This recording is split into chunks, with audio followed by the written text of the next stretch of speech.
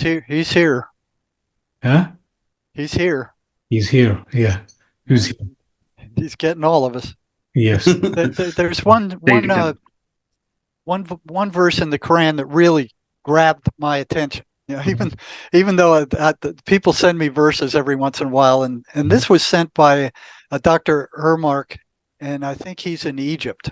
Right. Okay, I was dealing with him for a while.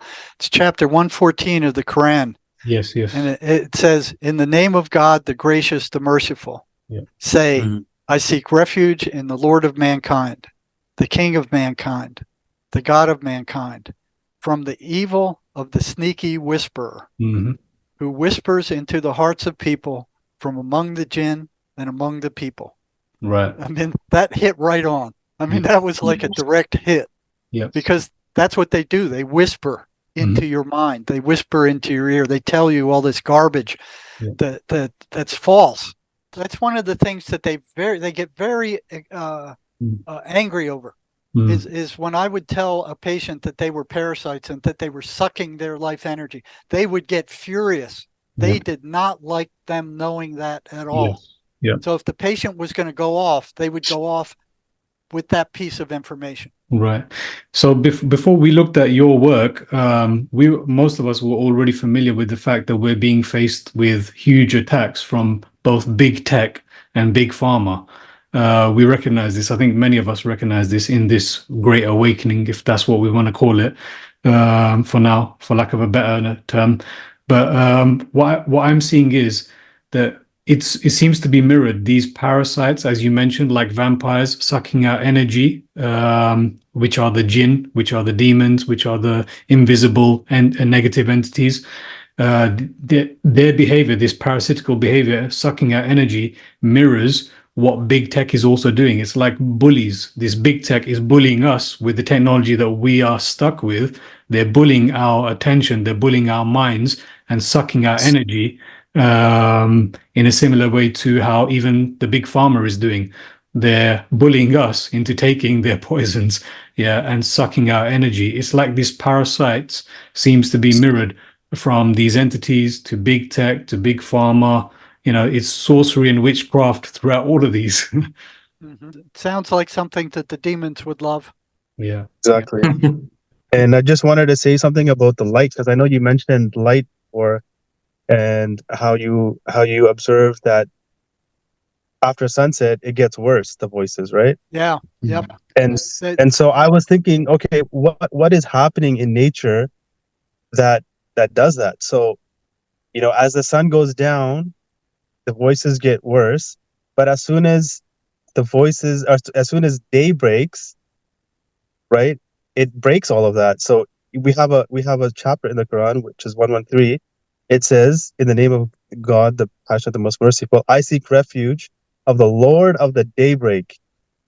And then the second verse, "From the evil which He created." So it's like the evil that He created, it gets broken by that first initial light that happens in nature. Like, so this is a phenomenon that's happening in nature. And Brother Wes, if you can go to Surah Al-Asr 103, it is very interesting, because so daybreak is kind of just before daybreak. There's the first prayer. Second prayer is when the sun is just past the zenith. And now, as the sun is now coming down to the next prayer, it says here in Wal Asr, and that prayer is called Asr. It says Wal Asr. So by that time in nature, when the sun is now declining, human beings are in loss. Now, why? Because now that time is coming where light is now being taken away from our atmosphere, and the only way for us to get salvation is for those who believe and who do good work and recommend the truth and remember that to recommend patience. So be patient till daybreak is when that light will emerge again. So I thought that was very interesting that the light in nature has a direct connection to these voices. I think that do good work is it's critical, because you can have all the faith you want in the world, and if you don't do good work, if you don't do good stuff, what good is that faith? In the Quran, the spouse is the garment for the other spouse. Like they are supposed to be connected in such a way that they are like each other's clothing, which is an analogy of the power from that relationship. And I think that the separation of this form of these two spouses, that really shows like how sinister and how devious this it's like a military force on a cosmic level, on a personal level. Yeah, that's the verse right there, actually. This is something that, concerns us being children of Adam. We're the first, ancestors, the first man and the first woman had exactly the same type of, interaction at that level as a husband and a wife. Yep. With the very first, given the designation devil that we know of. Yeah, that's the verse right there. That he will command mankind to, like whether it's hormonally or through the food, through surgeries and things like that. This is such a prominent part of the modern world. Where do we get these ideas? How does this even come to someone's mind that they're not satisfied with their appearance, the way they're created, that they have to alter for some either vain reason or some kind of a fear or belief, so some kind of a misunderstanding of what they are naturally. What I wanted to do was ask you guys a question that I don't really understand. I don't know a lot about Muslim, but what's with this? We're both, Christians and Muslims have the same God. Oh, we can answer. Yes, please answer. Why are they always at each other's throats? Why is this the jihad stuff? And then the Christians are like, oh yeah, the Muslims are evil. What is going on? I don't understand it. Thank you for two people that have the same God, that worship the same God. Yes, what is going on? Okay, so we're going to be here for much longer. We're going to be here for much longer. Yeah, this is very interesting.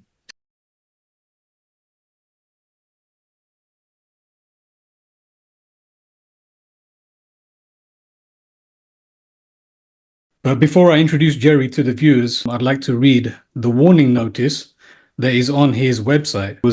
A warning notice? Yes, a warning notice. Yes. I don't remember that. You have to read it to me. Okay, so the warning notice goes, the voices will try to prevent you from reading and digesting our helpful material. Oh, okay. And I think I personally experienced this myself. Okay, so, and one thing that stood out was one of the comments that you used from a viewer who actually experienced this. He said, they won't let me listen to any information about what they are or how to get rid of them. When I tried to listen to these interviews, I fell asleep. Later, when I tried to remember what was said, all I could remember was that there was nothing useful in them and the deception was complete. It's clearly that this is a threat to the survival of these voices. So viewers might experience some kind of sleepiness, some kind of distraction may occur. And yet ultimately understanding that this is the very last thing that the voices want their victims to become aware of. I'm personally extremely grateful for coming across Jerry's work. Who is Jerry, you might ask? Okay, so Jerry is a retired licensed psychotherapist with over 40 years of experience working with and studying. Yes, so that's both, working with and studying the thought processes of psychotic and criminally insane patients in some of the most volatile psychiatric institutions in the nation. Jerry is a commercial pilot, certified scuba diver, and long-distance motorcyclist. He has held the positions of second lieutenant in the Arizona Civil Air Patrol and assistant scout master. He was awarded the state of Arizona's Meritorious Service Award and the Pima College Apple Award of Teaching Abnormal Psychology. His formal academic training comprises a BA in psychology from Temple University, a master's degree in counseling from the University of Georgia, and 2 years of study in a PhD psychology program. So clearly, very qualified.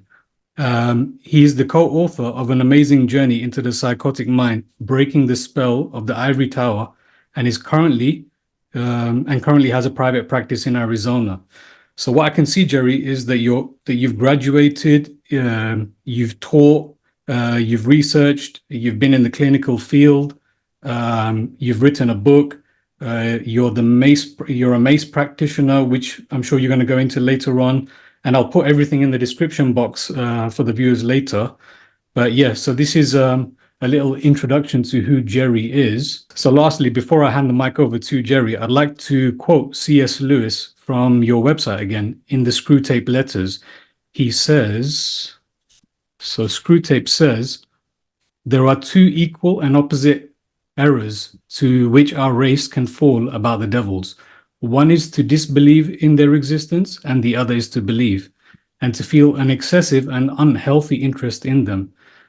They themselves are equally pleased by both. Yeah, so there seems to be that, they're happy for those who don't believe in the devil and those who are excessively believing in the devil. So we are all about seeking the middle path. So having said all of that, Jerry, welcome, Jerry, to the Muslim and non-Muslim viewers on Endgame Islam. Help us find the right balance in this satanic age of scientism and pharmakia. Okay. Yeah. You want me to just kind of start off with how it all began, or? Yes, please. There's going to be definitely viewers who are not aware of your story. Yep. Okay. Well, you just, burst in and ask whatever questions you want. Yeah, sure. In the meantime, one thing that I have noticed is that the Muslims pay a whole lot more attention, serious attention to the existence of these demons than Christians do. Yeah. The Christians kind of, oh yeah, they exist, and they throw them into the back seat and go, yeah, we know they're around, but they don't take them seriously. Yeah. It's almost like, oh yeah, now with science today and all our modern technology and all the stuff we have today, demons are like passe. I mean, they're just not around anymore. And they don't really take them seriously, and they don't spend a lot of attention on them. And what they do is they come around and they bite them in the back, without even knowing. So the greatest accomplishment the devil ever made was that the devil doesn't exist. Yeah. That's very dangerous. After almost 45 years, I've studied these voices extensively, and they run a list of recurring, persistent, consistent patterns. Okay? And these patterns happened at the huge state hospital where I worked. They happened in the mental health centers. They happened in the private psych hospitals where I worked. They happened when I was working in the psychology department of state prison. And now that I'm dealing with clients all over the world, these same patterns exist with the voices there. Yeah. Now, bottom line is the psychiatric mafia is telling the Western world, the entire planet, that these voices are hallucinations. That's doing everybody a grave injustice. If they're running set, repeatable, specific patterns, they can't be hallucinations. Hallucinations are random. They're all over the place. You can't predict them. You can clearly predict what these things are going to say. And you can. They're on my website, jerrymarzinsky.com, under articles. Right. There's a whole list of 23 repeatable, specific patterns that these voices run. Yeah, we've been studying these patterns, and I just want to say that you mentioned that the Muslims take the devil seriously, and or the demons, because it's mentioned throughout the whole Quran that he is our clear avowed enemy, and the Jinn are mentioned throughout the Quran. You're right. The Muslims take it more seriously, but what I've seen is that we have also been victims of the scientism that has come through, and it seems to have overridden anyone's belief about these demons actually being what they are. Well, that's in both cases. That's with the Christians too. Yeah. But you guys have specific prayers against them. Yeah. I don't know of any specific prayers against the jinn or the demon that the Christians have. I've never seen one. Mm-hmm. They have the general prayers. Now the demons absolutely hate the 23rd Psalm. Yeah. I've had patients tell me that they react like worms thrown on a hot frying pan when the 23rd Psalm is repeated. You know, Yeah. I know you guys have specific prayers against them. I have a listing Mm. of some of them here with me. Yeah. But yeah, you're right. The scientism has hit both Christians and Muslims. Yeah. Jesus was reported in the Bible to cast out demons 23 different times. Yes. Yes. And yet the Christians are going, oh, well, that's just, an old fairy tale. I mean, there's really no demons around. That was 2,000 years ago or something like that. It's, it doesn't bother us today. Mhm. No. If you get that list of patterns that I found exist, they're the same patterns that the mainstream media is spitting out at us right now. Yes. Yes. It's coming over the mainstream media. Yeah. So, I'm just going to read a few of them. Yeah. I mean, Sorry, before you do, Jerry, before you do, just on those patterns, Brother Sadi, you wanted to say something. Yeah. If you can, very quickly. Yeah. Yeah, Dr. Jerry, I just wanted to say that when they ascribe hallucinations to these whispers, or as we say in Islam, waswasa, or frequent intrusive thoughts, it's very tied into chaos as a principle. They attribute everything they don't understand to chaos. They interpret human life to the Big Bang theory, the theory of evolution. Everything has an origin that is placed within chaos, and they don't know. And just by them saying it's hallucinations, because it's like these thoughts have a clear agenda. They are always trying to steer you away from God. So if they have an agenda, how can they be something that is chaotic? It seems they have a purpose. They have an agenda. Well, they do have an agenda, and that agenda is not chaotic. They go about it in a very predictable way.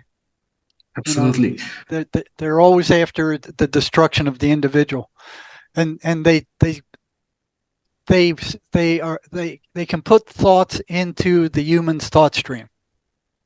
What we're taught from the time we're born is that all thoughts that you hear belong to you. That's a massive fallacy. Yep. Matter of fact, virtually none of your thoughts belong to you. Mm. Now we all have a thought stream where you have this voice rambling in your head all the time. It's telling you stuff you already know. It's telling you bad stuff about yourself. It's telling you judgmental stuff about everybody else. It just goes on and on and on, and it never stops. Okay? If that's who you really are, then who is it that's listening to that voice? You're the one listening to it. You are not it. I woke up to this about a month ago. Things have changed for me drastically. I'm spotting them. I'm recognizing how things are different, and where the negative effects are, where the weight, the feeling of heaviness, all of I can recognize things that I would have been oblivious to in the past, thinking, as you said, as we're taught, that it's us. Now that you mentioned this, I've been speaking about this endlessly, and this, I'm sure you recognize this new age positive movement that's out there, trying to train everyone into positive thinking. What I see is, for example, and I'm not criticizing Joe Dispenza, but I see him as one of the leaders in getting people to train themselves out of negativity and into positivity. But the problem is, as you've rightly said, that you're still believing that these thoughts are your own thoughts. Yeah. So when you're doing that, as you said, that means that there's something wrong with you. So no matter how much you're trying to train yourself into positive thinking, it's like as if you're trying to do something shackled, because you're accepting that, you're weak, you're the one with the problem, because it's still your own thought. But the second, as you said, you separate this, that's it. There's a weight lifted, there's a freedom. Now you're stronger, and now you can actually make progress.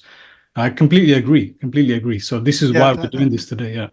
I've had some, one schizophrenic wrote me and said, now that I know that the voices aren't me, I can handle this. Yes. Yep. And that's the same way with, they hit all of us. It's not just schizophrenics. They hit schizophrenics worse than they do everybody else, but they hit us all. Right. They will put they have complete access to your lower mind. You know, they can pull up every rotten thing that you've ever done, Right. and rub it in your face. You know, if they'll go, why did you say that, or why did you do this thing, or who did you offend? I mean, it just goes round and round and round. Those are not your thoughts. And Sherry Sweeney, my co-author in the book we wrote, she said that every negative thought you have about yourself or anybody else comes from the dark side. It doesn't belong to you. Yep. You said it's like the brain is like a radio receiver receiving signals, yeah? Right. Yeah. And where you tune that tuner to is the signals you're going to pick up. Now with schizophrenics, it's like that receiver is jammed on the negative frequency, a very low frequency. And if they try to force it into a positive frequency, like you were saying, it just gets turned back. You know, it's like some rubber band is tied to it, and you force it, and then it just snaps back to where it was. And on top of that, you have negative programming that everybody is subject to. You know, because you're born into a world where the program is already there. You're born into it. Well, I mean, on that, if I can, just to give viewers another example, and maybe you can tell me if I'm right or wrong on this. You gave the example of like a radio receiver, and I was thinking, so you're saying that these thoughts, they're not you. Although they're inside you, they're not you. So I was thinking a bit like my email account or my WhatsApp account. I get all kinds of information in there, but it doesn't mean that is me. Right. You know? So I'm getting news. I'm getting all kinds of news. It could be good news. It could be negative news, right? Or there could be even filth that's being sent to me. But just because it's on my WhatsApp account or on my email account, it doesn't mean it's me. So that's like a similar example. That's how the brain is. We're being sent all kinds of information. So just because it's in there, it doesn't mean it's you. Yeah. And you don't have to listen to it. That's your choice. Right. You know, you do not have to attend to it. Yeah. So where you put your attention, your energy goes with it. Yeah. So if you're putting your attention on negative stuff, your energy's flowing into negative stuff. Yeah. You know? Yeah. And there's another thing. Sorry. Go ahead. Another thing, Dr. Jerry, when you said that the brain is like a receiver, I think that these disorders like schizophrenia, as well as other physiological diseases such as cancer, have been running rampant due to industrialization. Because I think before industrialization, human beings would have been much more involved with nature, which is the original pharmacy that God intended for us. But after industrialization, we're much more divorced from nature. Yeah. And rather, for every ailment, they're giving us fake synthetic medication, which disrupts homeostasis within us even more. And this results in cascade of a lot of disorders: mental, physical, emotional. Yeah. You can see how cancer is exploding after the drug companies put out their vaccine crap. Yep. You know, that big scam that they apparently got away with because the government's covering for them. Yeah. You know, the cancer is exploding. It's just exploding after that vaccine. Yeah. Absolutely. And especially the psychiatric drugs that they're putting out. You know, it's like, rely on these drugs to treat your mind. You're incapable of dealing with your problems yourself. You need antidepressants. You need lithium. You need antipsychotic drugs. I mean, those antipsychotic drugs are toxic. They're very toxic. Yeah. They're not abusable drugs. Nobody in their right mind wants to take them, and even people in their wrong mind that are crazy don't want to take them. Because their side effects are so awful. Yes. They cause all kinds of awful side effects. They should only be used when somebody is totally out of control. You know, the voices are so loud they've lost control of themselves. But what they do, and the drug companies have been trying to hide it, is these antipsychotic drugs, the phenothiazines, actually shrink the brain. They turn it into a shrunken walnut if this stuff is taken long enough. But the psychiatric mafia is saying, oh, well, there is no other cure. There is no other treatment for it. You know, they have no idea what causes it. So like you were saying, Mohammed, if they don't know what it is, they make up a reason. You know, and they've made up reason after reason after reason. And when it was found that these drugs, they started doing autopsies of patients who came out of psychiatric hospitals, state hospitals, were there a long time on these drugs.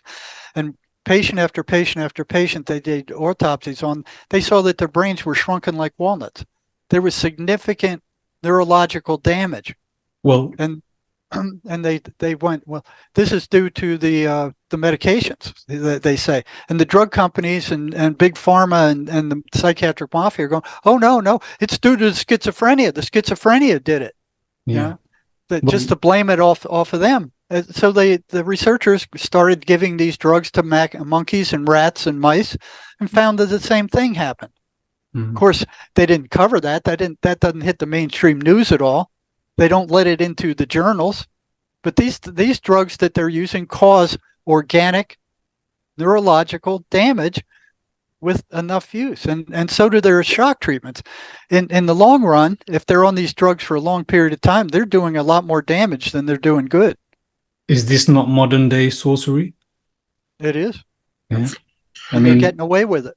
Yeah. They're making $14.7 billion selling antipsychotic drugs worldwide. Yeah. That are damaging people. Yeah. Brother Igor says in the chat that pharmakia is the term for sorcery in Greek.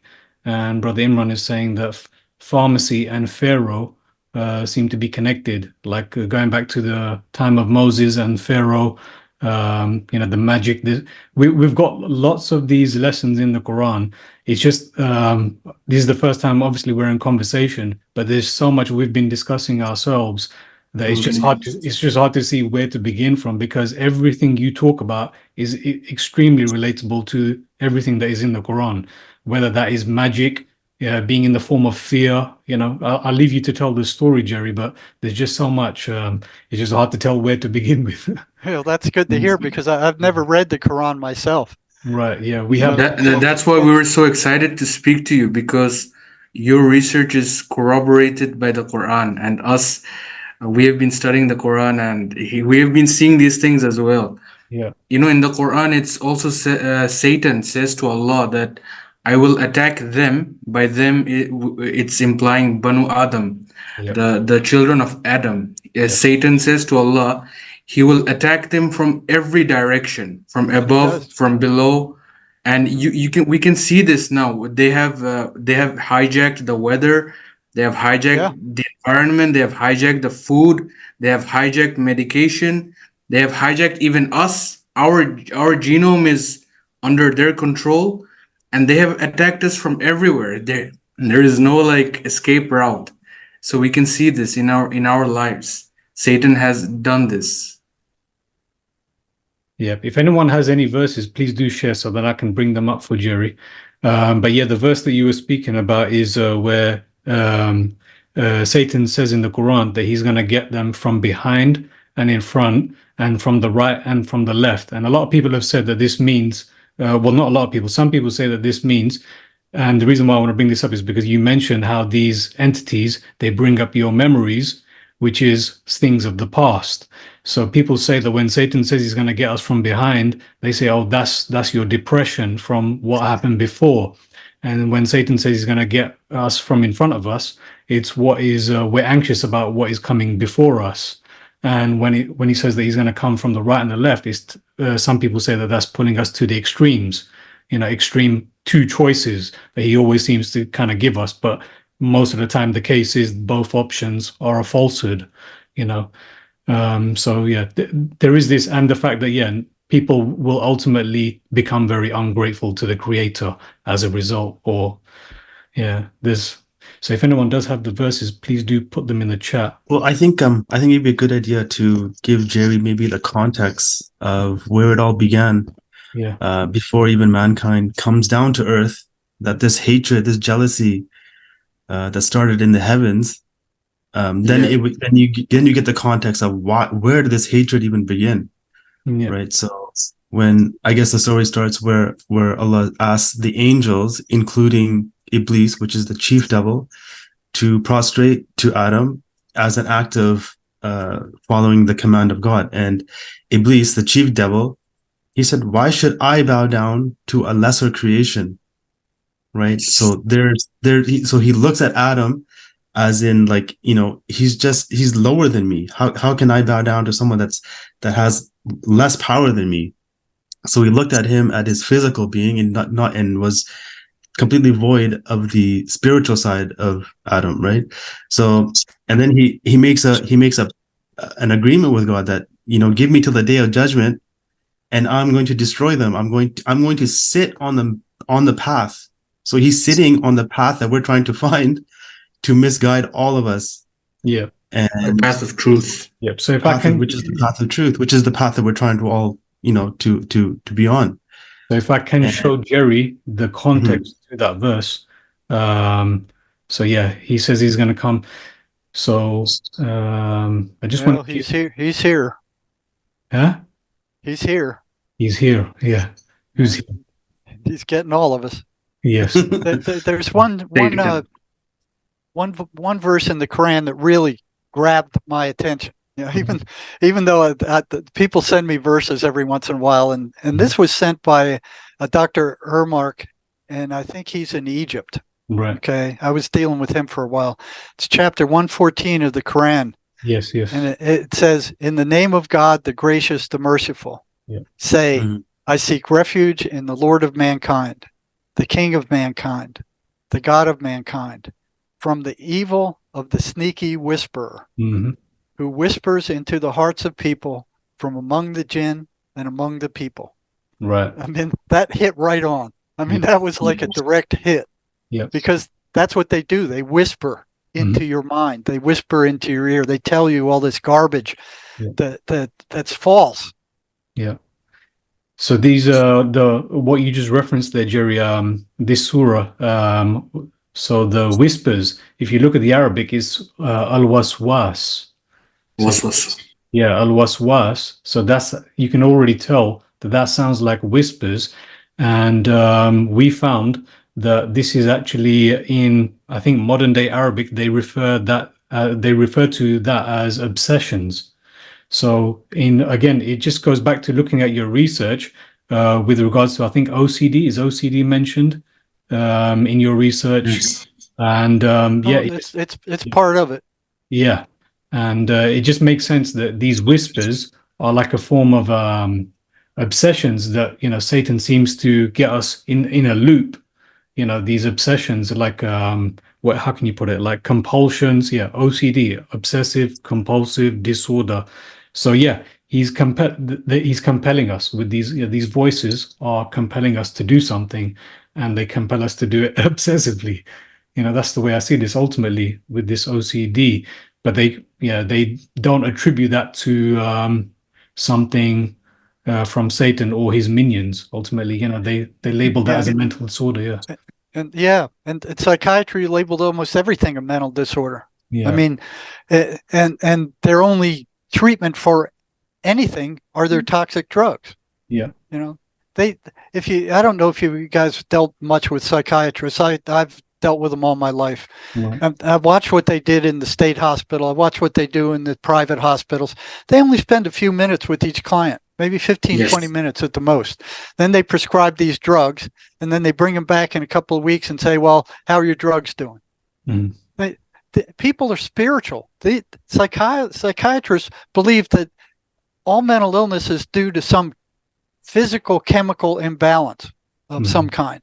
Yeah. And that was a lie put out by a drug company by the name of Eli Lilly when they came out with Prozac. Right. So they don't know what causes schizophrenia. They never have. But like somebody was saying, when they have to have something out of the confusion to make it look like they know what they're doing. Yeah. So first they blame mothers. They said, "Oh, it's the mothers did something. That's why these people are crazy." And the mothers went, "We didn't do anything. What we do?" So they didn't buy that. So what they did is they then kicked it up into genetics. They said, "Oh, there's a schizophrenia gene. Yeah. There's a gene that's making people crazy." Yeah, my family members were told this.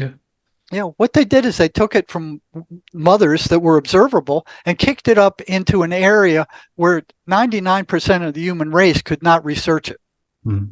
Genetics. You got to be a biology whiz geneticist to debunk that. So it took probably decades and how many geneticists are interested in studying schizophrenia? Not many. So they got away with that for probably decades. Like, oh yeah, it's a genetic disorder. And then when they couldn't find a specific gene linked to schizophrenia, then they went, okay, it's a combination of genes.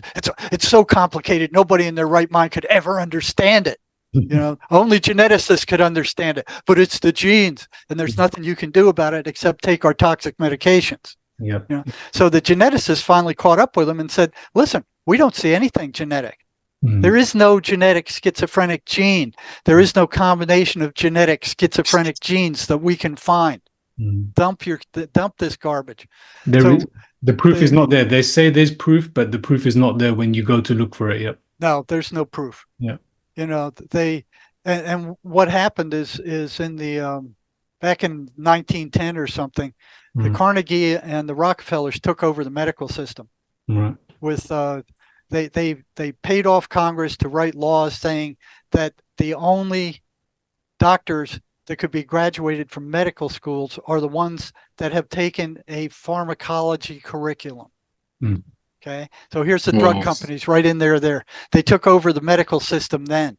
Okay, and it's still going on today.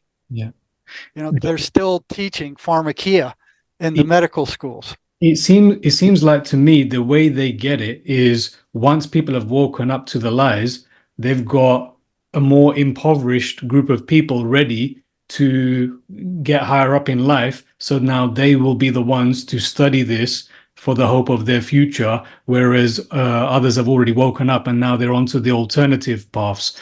So it's like they've always got their people ready. People like in other countries, maybe impoverished countries, people are looking for some way out. So it's like they've always got their next cattle ready to use to teach all of this. They control it. They control the universities. They control the Senate. They control they have a very powerful, they're very rich.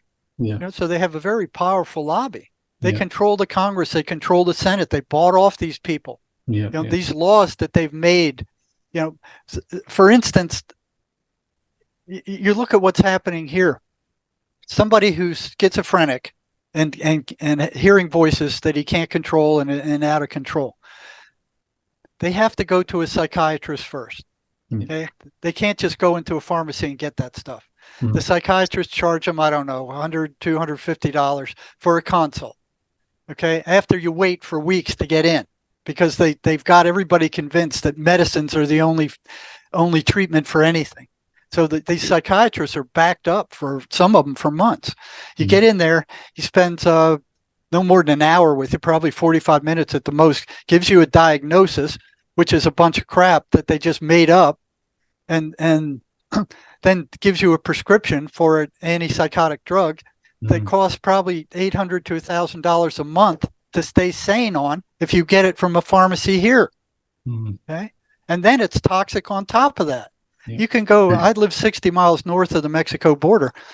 We can drive across that border there and buy all the antipsychotic drugs we want for a small fraction of what it costs in the US, and we don't have to go to a psychiatrist. You get them over the counter like you get aspirin or Tylenol or something in our drugstores here, because those drugs are not abusable. Nobody in their right mind wants to take those. They're horrible. But the psychiatrists are ripping on, we got to control these drugs. We want the money. We want the control. We want the power. And we're going to hang on to these drugs. And we're not going to make them non-prescription. So in Mexico, you can go to a psychiatrist if you want. He'll write you out a prescription for a certain drug. It's an antipsychotic drug. You go to the drugstore and you just get it. And it's much cheaper. So here it'd be $800 to $1,000. There you can get a month's a month's worth of antipsychotic drugs for $75.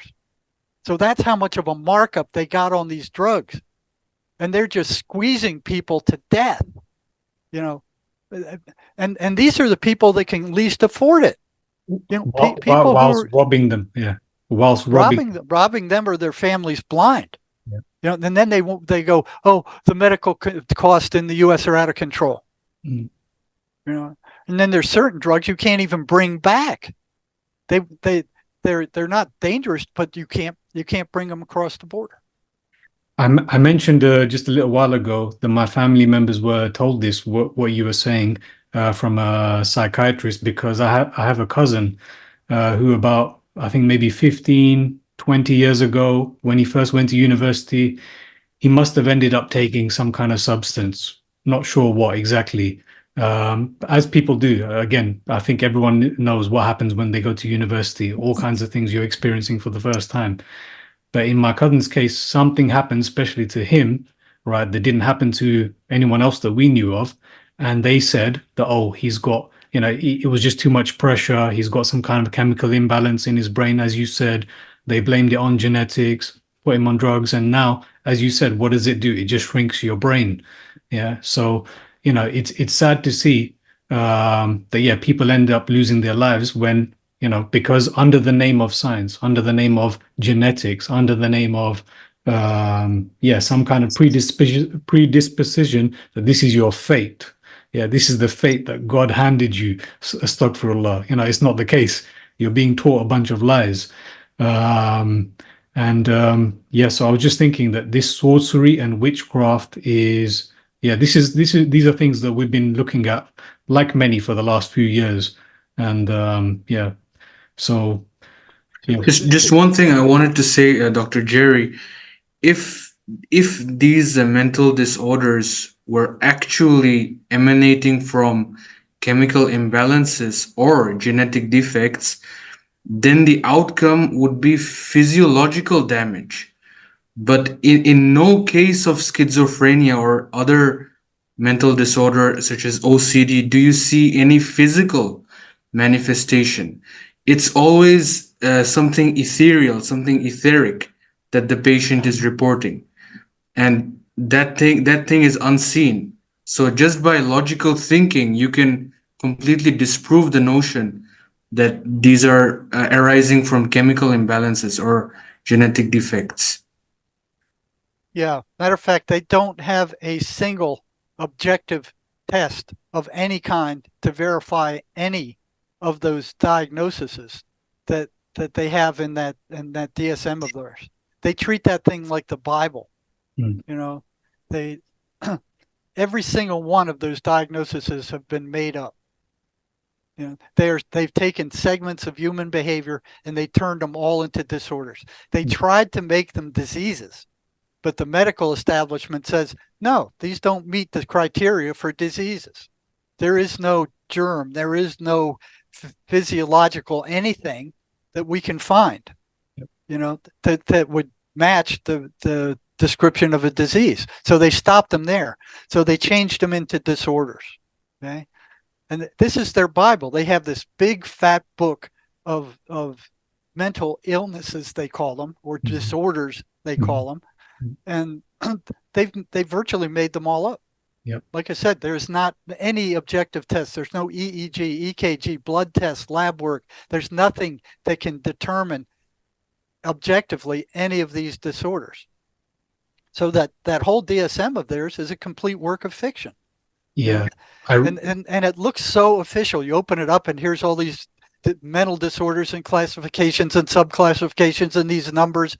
I mean, it looks like something really scientific that somebody worked on for a long time. They're making a fortune selling these things. They need to have a diagnosis to charge the insurance companies. Mm-hmm. Yeah. They have all this lingo in there that it's psychobabble that they communicate with. So every single one of the more than 296 diagnoses or psychiatric disorders in the DSM-5 and later have been completely made up by a group of psychiatrists that meets once every 2-3 years, and they make them up while they're meeting. 2/3 of them are associated with big pharma. So they belong to big pharma. So they, I heard it was like a tobacco barn auction. So the guy comes in and goes, "Hey man, I got a new psychiatric disorder here," and he reads it off, and they all determine, can we charge for it? Can we put it in the DSM? Will people buy this kind of thing? And can we come up with a drug for it? And then they vote them in and they vote them out. So each edition of this DSM, their psychiatric Bible, has more and more disorders in it.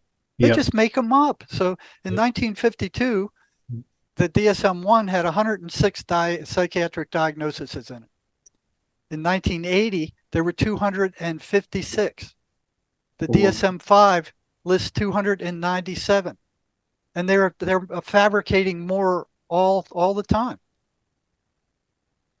So basically, the DSM, their Bible, is just a list of symptoms, behavioral symptoms. They're behaviors that these committees of psychiatrists have debated and decided which clusters are a mental disorder. They're the ones that determine it. We heard you in conversation with Owen Benjamin, and it was funny hearing some of those examples, Paris syndrome,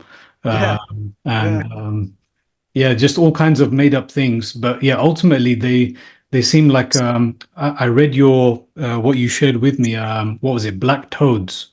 Oh yeah. I have to say to people, I mean, they should check this out on your website. I read Black Toads, and I literally jumped up. In reading Black Toads, I was sat down at the table, I was reading it, and I jumped up because I realized this is true. That this doctor that is there saying this psychobabble which you're speaking about, which really isn't provable, it's nonsense, but it's some kind of sorcery that when that person now believes it, they're actually going to get this disease that they've been listening to and they believed from this person wearing a white coat. So now they've actually manifested, this within their body. It sounds like something, as you'd say, science fiction, but it's the truth. How we manifest our own beliefs by listening to these people in white lab coats. Yeah, that was a true story.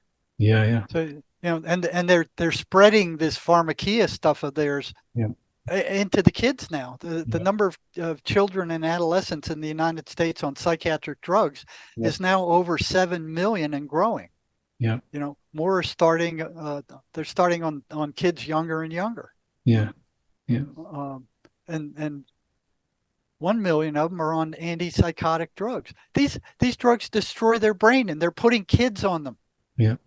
Brother Igor, sorry if I can, Jerry. Yeah, Brother Igor, you've been sharing some very insightful stuff in the chat. If you want to comment, you've just said toads are used traditionally in witchcraft rituals. Just peace, brother. I just when you mentioned the toads on your Telegram, I was just thinking well, that's usually what we associate with black cauldrons and I think in imagery. Like the ingredients for these kind of I guess you would call them potions, but today we would call them drugs. Just interesting because we see this kind of imagery in fiction and fantasy movies, and part of us knows that there's something real about this unseen world, whether or not we understand there to be a revelation or not. Everybody has a feeling or inclination that there is truth that that's outside of our perception. And when Jerry was mentioning one time how these entities see us like cattle, it's very, very palpable that our society is structured in a way to basically reinforce that model, as if the people that run the world are more or less following these things. And even in the Quran, we have so many references to cattle as an analogy for human beings, especially those that are actually blind in their hearts. They have eyes with which they do not see, ears with which they do not hear. They're actually more astray than what we would call livestock today, because they're not only a food source for these things, but they're actually, they have no senses to discern with their reasoning that they're in fact being like really like farmed. You know, even the word pharmacy, it just kind of, it fits so perfectly. Even the sound of these you know, words, because obviously language reveals so many, you know, truths. But I just listening to that story, man, that was really something. Yeah, that's a true story. I mean, I'll never forget that one. She had actually murdered somebody, but she didn't come out and say it. Yes. Did that come across in the story? Yes, it did at the very end. It was, this was like someone could make a movie from what you experienced there. Yeah, I should put more of those stories out. I got lots of them. Yeah, you know, I've kind of.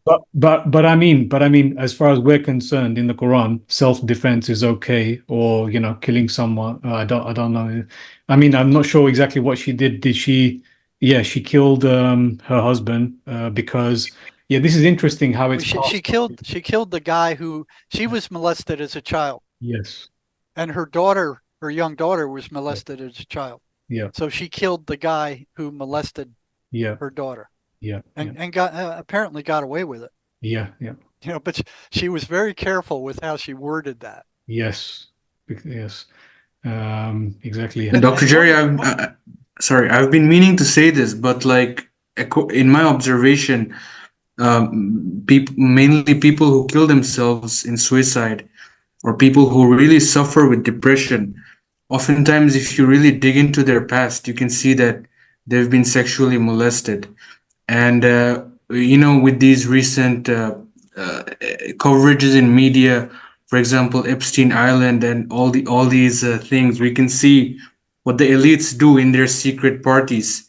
And eventually, I think what happens is these children who have been kidnapped and sexually molested, they just end up becoming drug addicts and severely depressed schizophrenics who end up killing themselves. And if I use my rationale, I can see that Allah has created us, God has created us as fortified beings, protected beings. And one of the main ways through which a person's psyche or a person's fortification can be weakened is by sexual molestation. I think it opens up that person to intervention from the dark realms, and we can see this. It does a horrendous amount of damage, and the U.S. government right now is one of the biggest.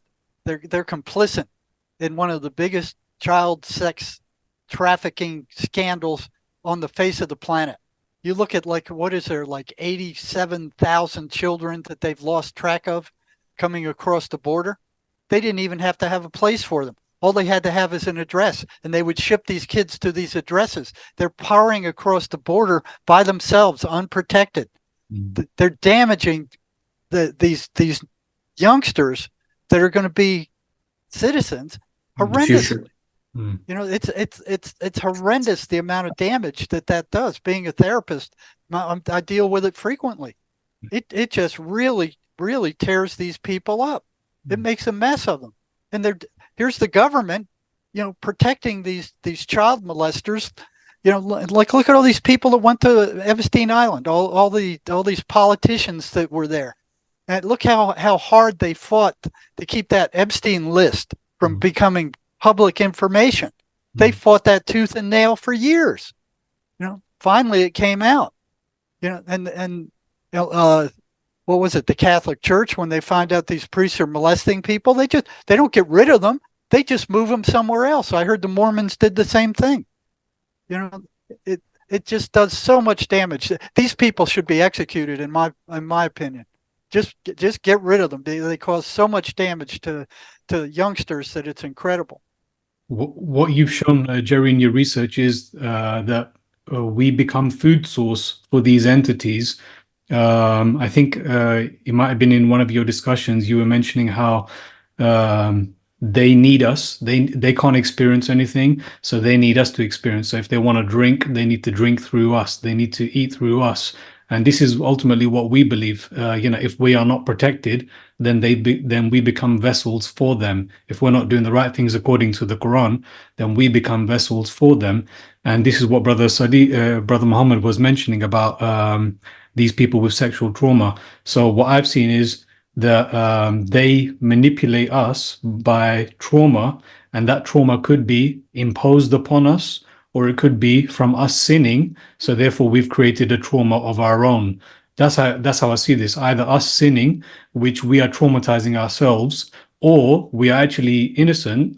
We haven't committed any sin, and someone is committing that trauma upon ourselves. So either way, involuntarily or voluntarily, trauma seems to be the root to which all of this happens. Virtually all psychological disorders are due to some kind of trauma.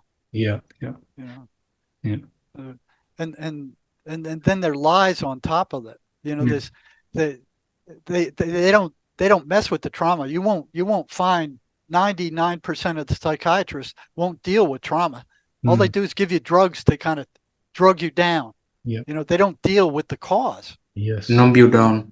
Which the MACE energy method does. It deals with the cause of the mental illness, and in most cases will get rid of it in like an hour. But these people, the pharmacia, it was where this biochemical imbalance crap came from. I mean, this is another lie that they fostered on the entire population of the planet. Okay, it was not until late 1980s, after the release of the landmark antidepressant Prozac, that the idea of a chemical imbalance hit the psychiatric mainstream. Okay, so it didn't exist until then. So, as Peter Brigham, a psychiatrist in 1991, pointed out in his book Toxic Psychiatry, the drug company Eli Lilly advanced the chemical imbalance theory as a marketing scheme to sell their new drug Prozac. They made it up out of nowhere. They needed some explanation for why mental illness happens. So they didn't have one, so they just made one up. And they're teaching it in the universities now. It's a lie. There were no demonstrable evidence showing that the depressed patients had any kind of chemical imbalance. And it's the same thing with schizophrenics. There's no evidence of a chemical imbalance in their brain. But Eli Lilly ran with it. They knew it was a lie, and they put it out anyway. Before long, psychiatrists and psychiatric patients came to identify with the idea that mental disorders are caused by chemical imbalances in the brain. And it's a complete fabrication. It's a total lie. They have no evidence for it whatsoever.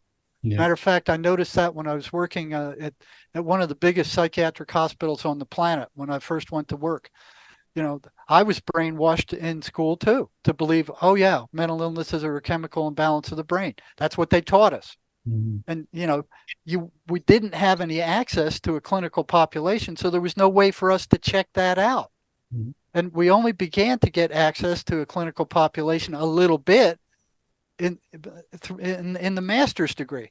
And then in the PhD, also, there was no access to a clinical population of any significant deal. I mean, you could not get into most mental health centers. You could not get into a psychiatric hospital. You couldn't get into a prison and work with mentally ill people. They would not let you in, nor will they let researchers into those places.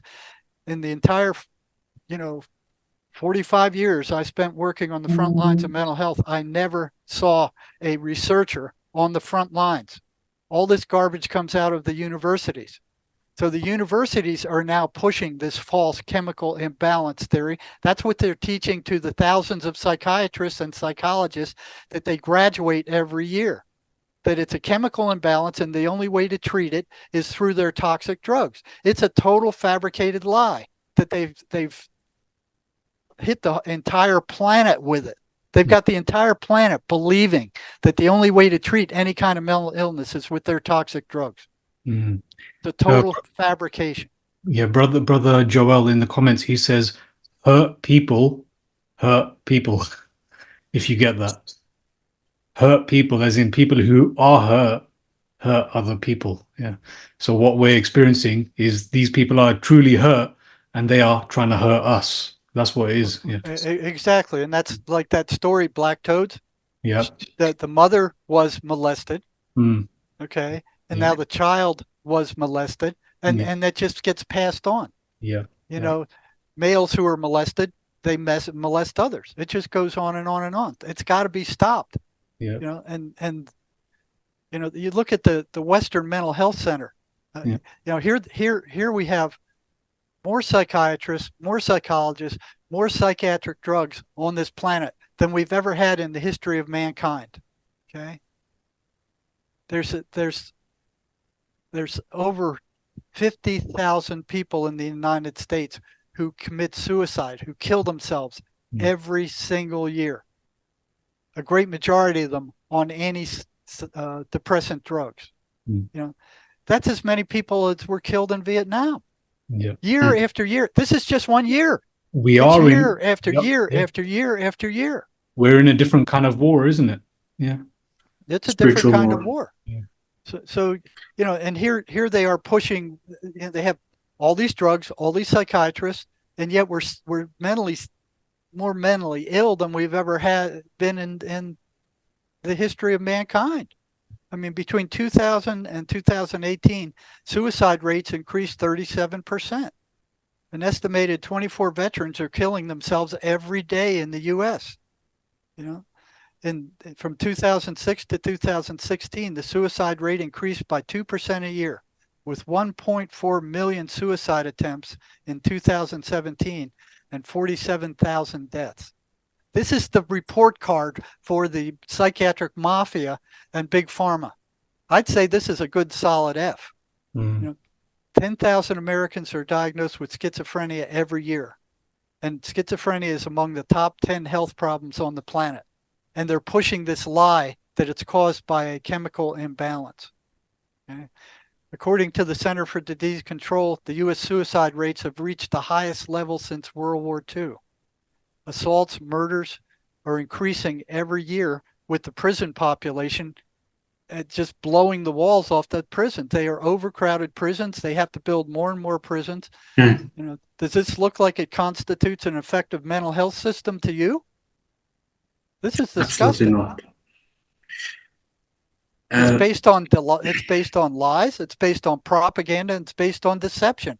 Nobody is getting better with the current mental health system, with the psychiatric mafia in control. They're like the ancient Egyptian priests, you know. Absolutely. They haven't done any studies on the voices at all.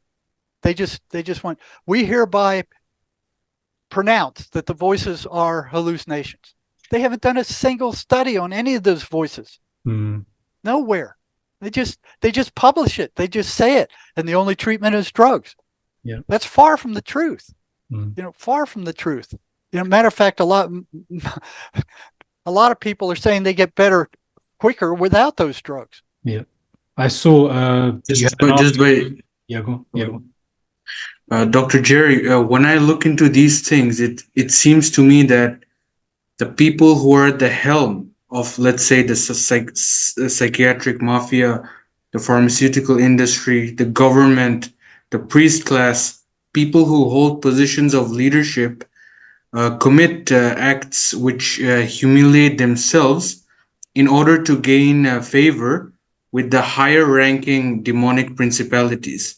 And in turn, the people they victimize through sexual molestation or other acts through war, the people that are the victims are attacked by the lower ranked principalities. And these lower ranked principalities are the ones which are causing these OCD like whispers to prepare people for possibly a future alien invasion as they're perpetuating. Oh yeah, they got that plan too. They were planning that, you know, back in the 50s. They were planning that.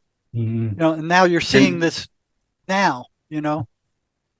And eventually what will happen is that the people who have been plagued their entire lives through these whispers from the lower ranked demons, when they see the higher ranked demons finally make an appearance, they will accept them as gods because they have been misled their whole life.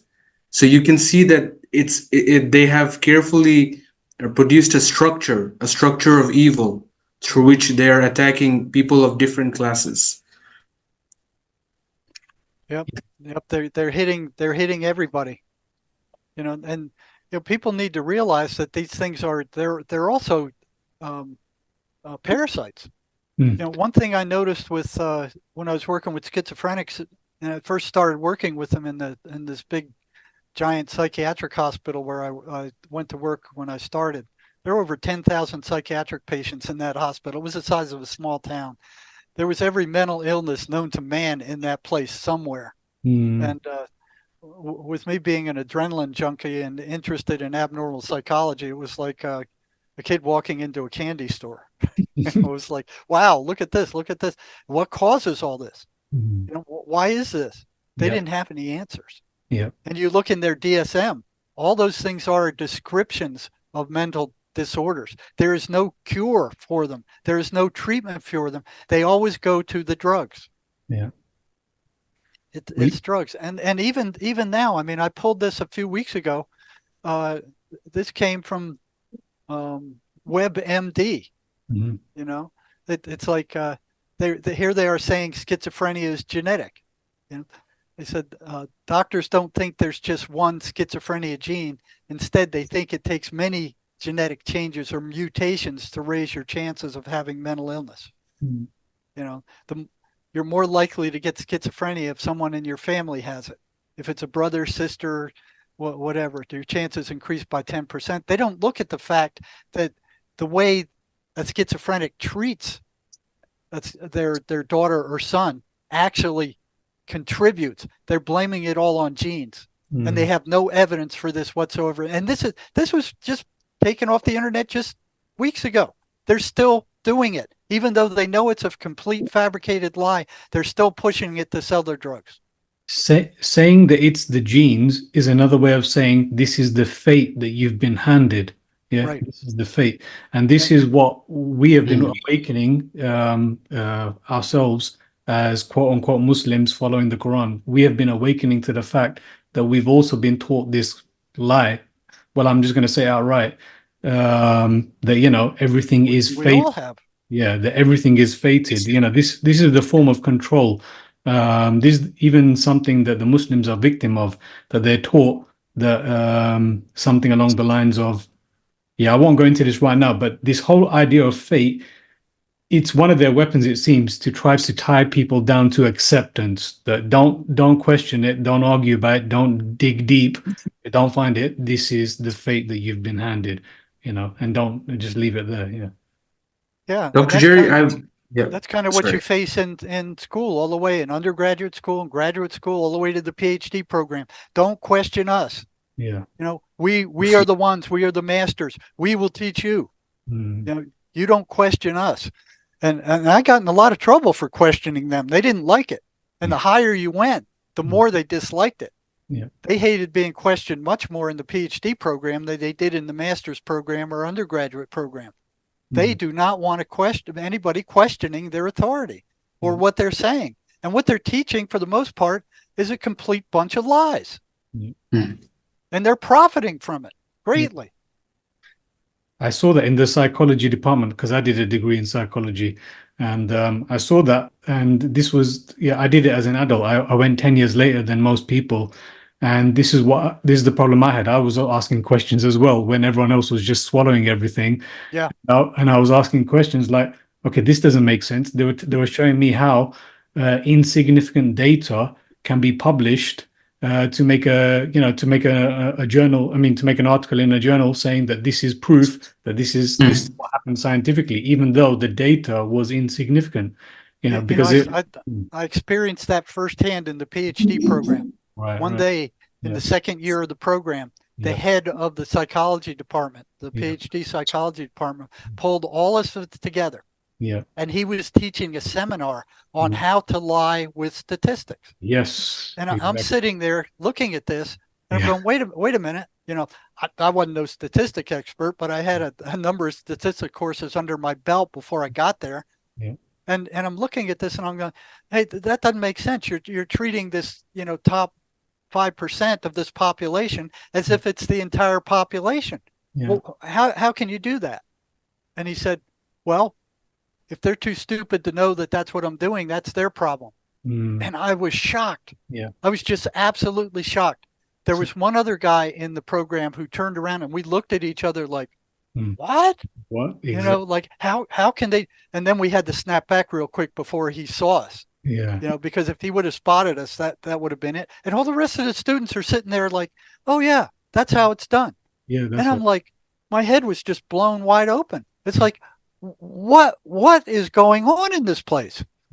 Because the only reason why I went to study psychology was so that I can help people. And as soon as I saw that, I thought, okay, I thought there was only good people in psychology, but it clearly looks like it's not the case. You got people who are out there to make something, you know, for themselves by whatever means. Yeah.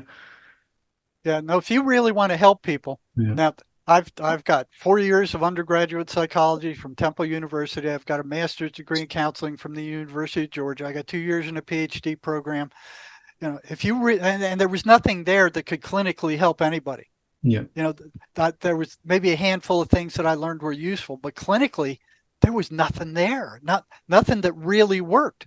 If you really want to help somebody, go to causesandinstitute.com/therapy and learn.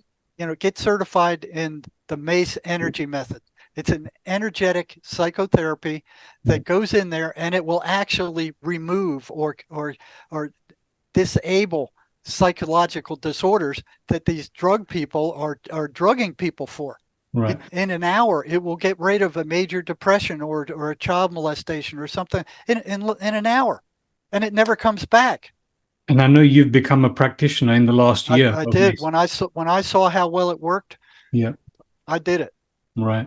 You know, and if you're really interested in helping people, I can look into it. I've bought the book. I'm going to be having a look. But I want to ask you about that. Because again, reading a lot of your material from your website, I was thinking, without knowing what this MACE method is, I was thinking, and it's clear that it's about getting to the root cause, which we seem to bury, these traumas. So I was going to ask, is this some form of detoxing ourselves of something that is flammable inside us, some kind of something that is stored that is flammable, and therefore these entities are regularly inflaming it? You know, it's like things that we've left buried. So that makes me wonder about when they talk about every disease, or I think, is it Bruce Lipton? He says every disease comes from acidity or inflammation. I'm thinking, is this what this is? This inflammation is being inflamed, by these entities because of things that we have not doused ourselves. You know, we haven't, we've left it there for them to easily just fire us up every time. Yeah. Well, what happens is during a trauma, okay, you have an overwhelming negative feeling. Right. All your attention is centered on you. Right. Okay. So you go like, okay, I can't function with this awful feeling. I don't like feeling it, and I don't like it hanging around. So you know how they say time, cures all ills. Yeah. No. What happens is the ego jumps in and it goes, let me handle this. And it takes it and it buries that trauma in your subconscious. And then it covers it over and battens down the hatch. Yes, absolutely. It's still buried alive. So when something that was similar to that trauma, or another person who is similar to the person who created that trauma, shows up in your psychic sphere, that thing starts oscillating and it wants to get out. So it'll tell you either you attack that person, or you run from that person, or you avoid that person. Right. And that happens over and over and over again because that thing's stuck in there. It's like a computer virus that doesn't come out. Right. So it's like a mental computer virus. What MACE does is it goes in there and it disarms that virus. It disarms that thing. Right. So there's no longer any reaction. So can you explain, in the Black Toads, the transcript, you had that lady, I've got this part where it says, only one other patient has told me of hearing a screaming baby as one of her voices, and she had an abortion. So can you explain that to me, as in, like, is this unresolved trauma manifested as a demon? Well, And if I remember correctly, that was a patient who had an abortion. Right. And She's hearing screaming babies she because was of hearing, that. Yeah. yes. Yeah. So Repressed regret, perhaps. The regret takes form of outburst, perhaps, right? Yeah, or it might be that she was actually hearing, the incident. the incident, or a ghost baby. Right. Well, because a lot of especially there's all kinds of different levels of these demons. Yeah. Okay, you got the earthbound ones that are like alcoholics and drug addicts that haven't crossed over to the other side. Right. And there was one that I heard of that when he was asked, well, why haven't you crossed over to the other side? Why haven't you gone into the light? And he said, well, my mistress and my wife are both over there. I don't want to deal with them. He didn't want to get caught. So, well, the alcoholics, they don't realize this, but I've talked to a number of people who can see these earthbound spirits, and they hang around bars. Right. They wait for somebody to get drunk enough, and then they jump in there and they take over the drinking. Yeah. That's why they lose control of their drinking. So I had an Apache, like an evil medicine man, an evil drunken Apache medicine man, who told me these stories when I was in the prison. And he could cast spells on people, and he would work with spirits. And he could see spirits, and he had them chase him. And there were all these weird stories he told me. And then once I asked him, I said, well, if you can do all that, how come you can't stay sober? And he said, it's because of the spirits of dead alcoholics. They can't experience being high in a spiritual state. So they have to jump into people and get them to drink in order for them to get high. Same thing with drug addicts. Right. Okay. So these entities, as far as I can tell, in the Quran, they were here before us. Because if you look in the Quran, it's got this verse here: when your Lord said to the angels, "I am placing a successor on earth," in the form of Adam. This is the verse which is speaking about where the Creator is placing Adam on earth, and he says that he's a successor on earth. So this is an indication that these people were here on earth before us, these entities. And that's what it seems like. I mean, Brother Eagle can maybe correct me if I'm wrong on that in the understanding. Yeah, no, you're absolutely right. It seems like just like in Christianity and maybe mythological stories, these what we would call demons or jinns or entities, they have archons. They have very long lifespans, and they absolutely predate humanity. They have, according to the Quran, they have tribes, peoples, nations. They seem to have different species even, and they have free will just like us. But the only difference is their constitution is fundamentally different. The Quran mentions that they're made of a special type of fire, which would be kind of around about the fourth state of matter or plasma, which is interesting in Dr. Marzinsky's work. When you were talking about the experience of the welding torch, it just made me think about this idea of a smokeless fire or electrical kind of phenomena of plasma. And basically their awareness is very much like to us would be superhuman, to be able to fly and just transcend a lot of the boundaries of time and space. But clearly, they're not gods. And a lot of them, it seems like, are transgressing this agreement, this kind of prime directive to not interact with us, because their world is fundamentally, there's like a barrier, and the ones that cross that barrier to talk to us and to influence us, they don't have basically they have a negative agenda where we're concerned. It's really hard to discuss this in the 21st century because the connotations are that at any moment, just unbeknownst to us, outside of our five senses, we have however many spirits or entities, whether around us, in our vicinity, perhaps within us. And the idea is that they're meant to be invisible for a reason. Like even the word jinn in Arabic is based on a root word that refers to concealment or hiding or something beyond a veil. And even the word for madness or insanity, someone that's possessed, is the same thing. It would be called majnoon, someone who's possessed, is basically insane. It's the same word. Possession and insanity is directly the same word in Arabic. They see us from where we see them not. Cannot see them. That's right. That's right. Yeah. They have a vantage point over us. I wish I had all of the verses prepared for you, Jerry. We're still studying them, but everything that you have, it's all in alignment with what is in the Quran. There's so many verses. You mentioned that there's 23 verses in the Bible speaking about Jesus casting out demons. We can give you a whole huge portfolio of work that we've just started right now that is in the Quran.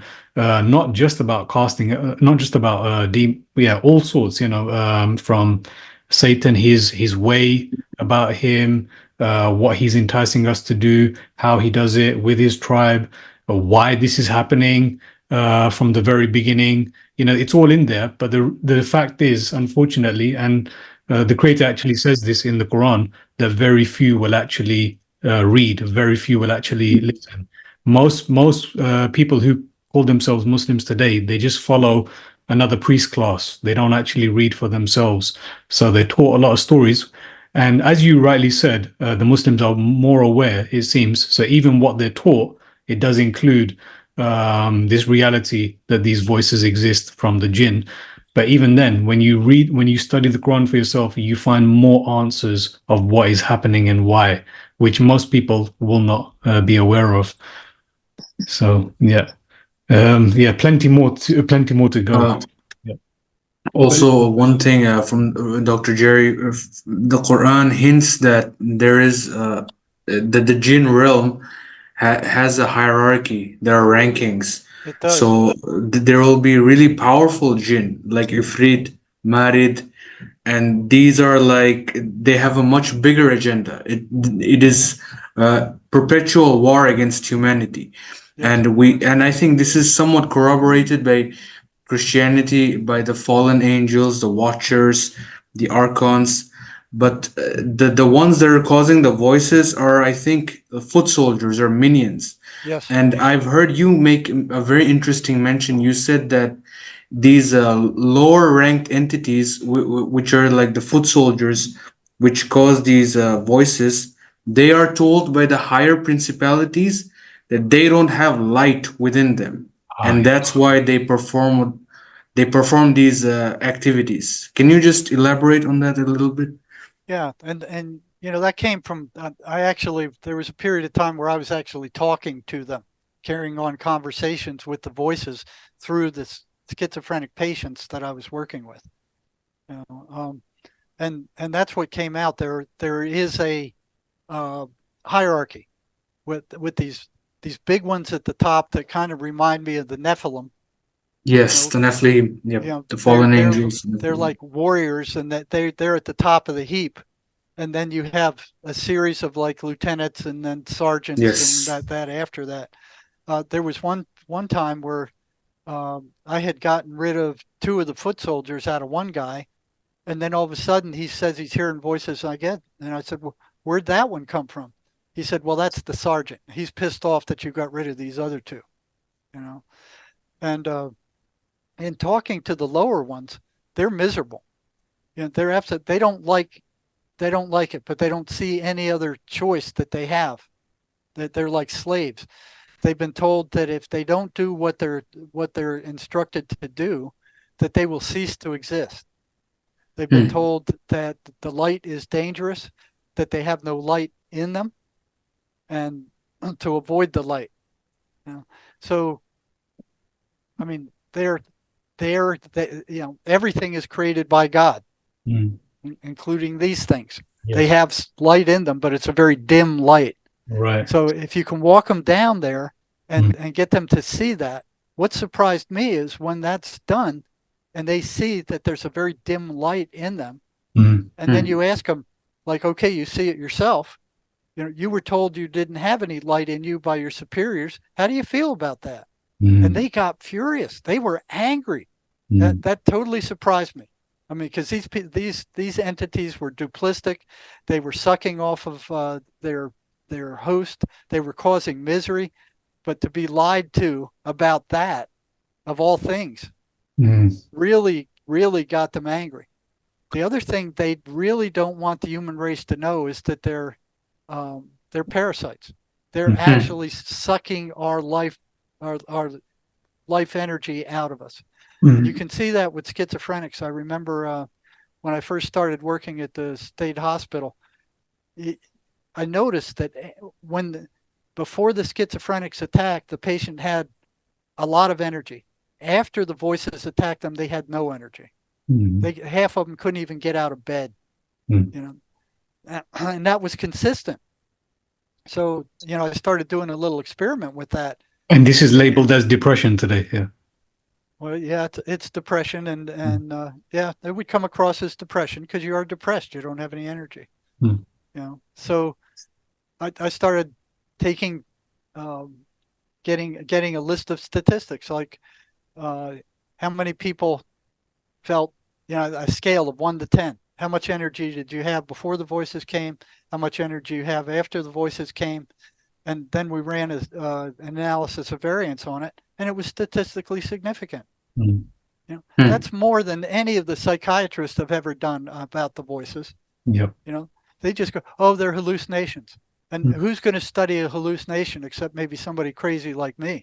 You know, I just didn't trust them. I didn't trust them from undergraduate school. Matter of fact, I was born with a great mistrust of authority. And one of the things I hated most about psychology is the whole first 4 years, there was virtually no way to check out for yourself anything that they were teaching you other than in the rat lab and experimental psychology. All the rest, it was like, oh, just believe us. This is the truth. No, that didn't go well with me. You know? Well, this is why I see you in a special light, a bit like Jordan Peterson. I'm not saying that Jordan Peterson, I'm not trying to say he's a great person or anything. I'm just saying the fact that Jordan Peterson, people listen to him because of the fact that it seemed like a unique fact that he's worked in the clinical field as well as taught and been in the research. Whereas I think you mentioned, or was it someone else, that most people are either kept in the research environment or they're kept in a clinical environment, but they keep those two separate. You know, so the two divisions never really communicate with each other. You're either working in the lab or you're away from the research environment. But you've clearly worked in both fields. You've been in the education field and you've been in the clinical environment. You've been in the prisons. You've been in the mental institutes. You've had the best, it seems like the best variety of lab rats, you could say. To work with. I've worked in virtually every mental health facility that the United States has. You know, mental health centers, state hospitals, private psychiatric hospitals. My last 10 years were spent doing psych crisis in the emergency rooms of large hospitals. So I've done it all. I've seen it all. And what they're doing is a bunch of crap. Right. With these drugs. Jordan Peterson, in my opinion, is guilty of explaining these things as symbology, and he has a lot of lectures about the Bible, and for him, God, demons, everything is just symbolic. He diminishes the significance of these things, and he makes them redundant. But Dr. Jerry sees the reality of these things, and these things are very real. They're not symbology; they're very real. If I can bring you back to the parasites you were mentioning, Jerry, because I know we've got lots on this. Again, we could go on all day probably on this parasites. That's one of the things that they get very angry over. is when I would tell a patient that they were parasites and that they were sucking their life energy, they would get furious. They did not like them knowing that at all. Yeah. So if the patient was going to go off, they would go off with that piece of information. So I had to be very careful about who I gave that to, especially working in the emergency room. They didn't want you doing therapy in the emergency room. They wanted you to get those guys out of the emergency room. That's all they wanted. They didn't want you spending time with them, talking to them, trying to help them. They wanted you to just get them out. Yeah. You know, and clear the beds for people who were physically sick. The doctors didn't know what to do with psychiatric patients. They had no idea what to do with them. They didn't understand them. They didn't want to understand them. They didn't want anything to do with them. Yeah. You know, so they turn them over to psychiatry, and psychiatry would drug them. Right. So before we looked at your work, most of us were already familiar with the fact that we're being faced with huge attacks from both big tech and big pharma. We recognize this. I think many of us recognize this in this great awakening, if that's what we want to call it, for now, for lack of a better term. But what I'm seeing is that it seems to be mirrored. These parasites, as you mentioned, like vampires sucking out energy, which are the Jinn, which are the demons, which are the invisible and negative entities. Their behavior, this parasitical behavior, sucking out energy, mirrors what big tech is also doing. It's like bullies. This big tech is bullying us with the technology that we are stuck with. They're bullying our attention. They're bullying our minds and sucking our energy in a similar way to how even the big pharma is doing. They're bullying us into taking their poisons, and sucking our energy. It's like these parasites seems to be mirrored from these entities to big tech to big pharma. You know, it's sorcery and witchcraft throughout all of these. Yeah. So if anyone wanted, if anyone has any questions for Jerry on the parasites, please. Yeah, I was going to ask you, Dr. Jerry. Oh, sorry, brother. No, go ahead, buddy. Go ahead. I was going to ask you, Dr. Marzinsky, because in one of your discussions, you had mentioned that something that had puzzled you was how does this parasite, unlike other parasites in nature, always push the victim, the human host, to suicide, which was, from an Islamic standpoint, is very much forbidden. And oftentimes, I mean, it's like the hereafter is in jeopardy in an act like that, because you are taking, matters into your own hands, onto a body that God has given you, that belongs to him, that you're basically leasing for a period of time. And I just wanted to hear maybe, what your findings are on why is the suicide rate so high when it comes to these things, and why would a parasite of this nature aspire to, effectively kill its host in the end. Well, that all it's I can feeding say from. that doesn't seem to make any sense, and I don't have a good answer to that. Why would they kill their food source? Yeah. I don't know. I don't know if they follow them into the afterlife and the food source becomes a demon. I don't know. But I never could answer that question. What I can tell you is that they absolutely hate the human race. They can't stand the human race, and they particularly hate children. They hate children with a it's like a hatred that is just unfathomable, and that's part of what all this child molestation stuff is about. Satanic ritual abuse and ritual abuse. It's to destroy the children. Yeah. Or to mess up the children, and then that just breeds for generation after generation after generation. It just goes for generations of damage.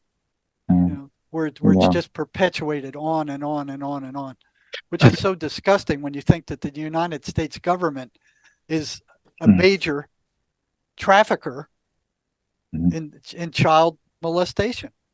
Look what's happening in the border right now. And it's like, here's these Democrats up there. Oh no, leave the border open at all costs. Somebody's making an absolute fortune selling kids. And they've paid off these SOBs up there in the Senate, and it's not it's not just the Democrats. there's Republicans that are in on this too. Absolutely. On both sides. Both sides. Mm. I remember one time a prisoner came to me while I was formulating these patterns. Okay. And I got to wondering, like, what would happen if I started throwing monkey wrenches in these patterns? So when I was working in the prison, I had a group of maybe, 12 or 15 psychotic inmates who agreed to tell me in real time what their voices were telling them while we were working together. So normally they won't talk about it. Normally the voices won't let them talk about it. And when I was doing that in the state hospital, I got called up in front of the two psychiatrists, and told to stop asking questions about their voices, that their voices were hallucinations, and that by asking questions about them, I was inflaming those hallucinations or reinforcing those hallucinations and making these people sicker. That was a complete bunch of crap. And I knew it at the time, but you can't say anything to the psychiatrists. Their egos are out of control. They're just, out of control.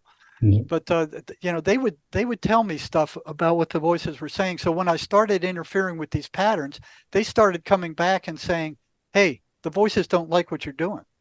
They don't like you interfering with what they're doing. And it was one after another, after another, after another. They all came back and said the voices don't like that. Then I basically went, well, tough crap. I'm not stopping. So one day, one of the guys who was making fairly good progress, but he was still hearing voices, he gets into the medical unit. I don't know how he got in there without a pass, but he gets in there. He comes and he knocks on my door in the psychology department, and he said, the voices want to talk to you. And I'm like, what, they want to talk to me personally? He said, yeah, they want to talk to you personally. That had never happened before. In like 20 years, that had never happened. It was always, the patient would tell me what the voices were saying. They never spoke to me directly. It was always through the patient. So this was a new twist, and I wasn't completely, I didn't want to believe that these voices were entities. I just didn't want to believe it. I was thinking, well, something's wrong with their mind. It's some, subconscious something or other. I mean, even though I had overwhelming evidence that they were, I still didn't want to believe it. So this guy knocks on the door, and I open the door, and he goes, the voices want to talk to you. And I'm like, that kind of took me back. And I said, they want to talk to me personally? He said, yeah, they want to talk to you personally. I said, okay, come on in, sit down, close the door. And I said, what do they got to say? And these words came out of his mouth. You have no right to interfere with our way of life. Boom. Just like that. My head just exploded. It was at that moment that there was no doubt in my mind that these things were entities. This wasn't some subconscious figment of their imagination. This wasn't no hallucination. This, our way of life, plural. And then the prisoner goes, I didn't say that. That they said that. No, I had nothing to do with it. They just used my voice to tell you that. And then I said, tell them this. Or I forgot what I told them to tell them, but he said, I don't need to tell them. They can hear everything you say. They can see everything you do. Yeah, this is the uncomfortable. Yeah, this is the uncomfortable thing. Admitting that they are always there. I think this is what people want to believe, that at any point in their day they're not there. This is why people don't want to admit that. I mean, this is something I had to accept myself. Once I started listening to your work earlier this month, I became conscious that, okay, I'm going to bed and they're there. I need to pray. I'm going here now. They're there. I need to pray. I need to be careful what I'm doing, what I'm showing, everything, and I think it's only a good thing because you become stronger in that way. But when you don't believe, then I think that does make you susceptible to, more wrong. It sure does. The only way to keep them off your back is to get on a spiritual path toward God and stay there. And keep growing on that path, because they will do everything they can to rip you off of that path. Exactly. They don't want you on that path. Emanuel Swedenborg, he was a Christian mystic. He lived some 300 years ago. He was given complete access to heaven and hell. So he would go, he was like one of the top scientists of his day.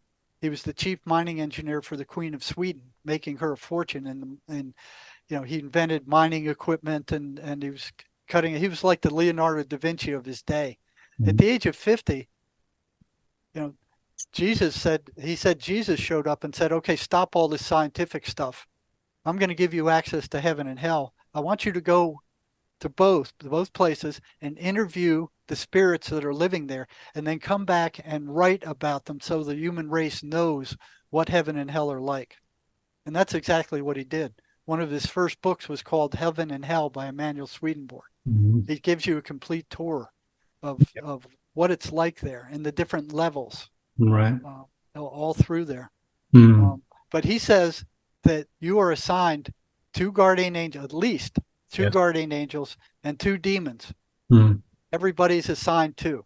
Mm. So that's what got me with. That's what we believe as well, right? That's what we believe. I think that's what we believe. 2 angels, 2 devils. Is that right, brothers? Yeah.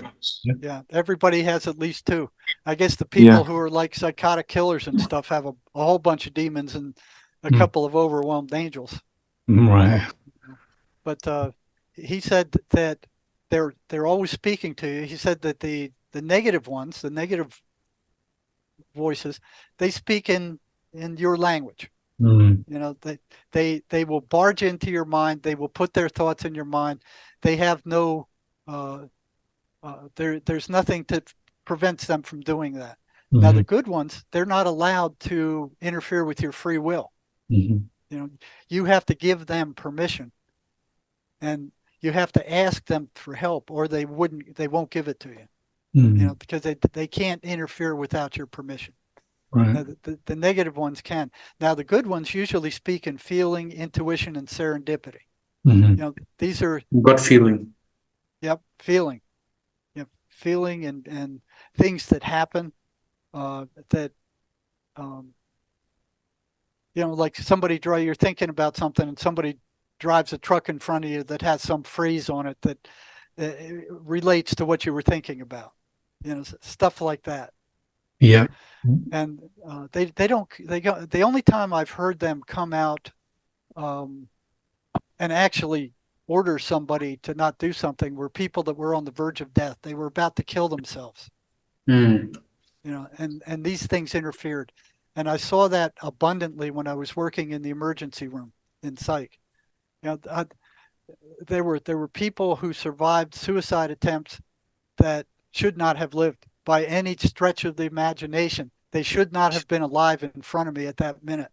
Right. And one of the first that kind of jumps out at me is one lady who everything was going wrong in her life. She got a divorce. She lost her job. She didn't have any money. She had a teenage kid. Everything was going wrong with her. Mm-hmm. And so she goes, I'm done. I'm going to kill myself. And she didn't want to do it herself. So what she did is she got drunk and drugged up, and she went to a train track in a small town outside of here and was waiting on that track for the train to come by. And she was talking to her sister in San Diego, telling her sister goodbye when she saw the train coming. So she hung up, and as the train approached, she drove her car onto the railroad track in front of this train. So there's no way for it to stop. And that train hit her and threw that car all the way over onto another track when another train was coming in the other direction, and that hit her also. And that threw her like 25 yards off the track, and the car was so crumpled up, piece of metal, that they had to cut her out of that. Mm-hmm. She could not get out herself. And here she is sitting in front of me in the emergency room. The doctors called for a psych evaluation on her, and all she had was a black eye. That's it. A black eye. Mm-hmm. And I'm like, this is amazing. Mm-hmm. And she described what happened, and I asked her, well, what were you thinking when you came to and you were inside of the crumpled car and you weren't dead? She said, I was furious. She said, I was absolutely furious. I did not want to be here. Yeah. I intended to be dead. I didn't want to be here. And then she said she had this real mellow feeling just kind of came over her, like she was drunk or something. And a voice said, "Just calm down. Everything's going to be fine." She got cut out of there, and after I talked to her, I didn't think she was any longer suicidal. I thought, well, she learned her lesson. She's not going to do this again. So I just recommended she be released. I did not think psychiatry would approve that, but they did. They let her out. Another guy had a 357 Magnum, all cylinders loaded. Put it to his head, click. Put it to the ground, bang. Put it to his head, click. At the ground, bang.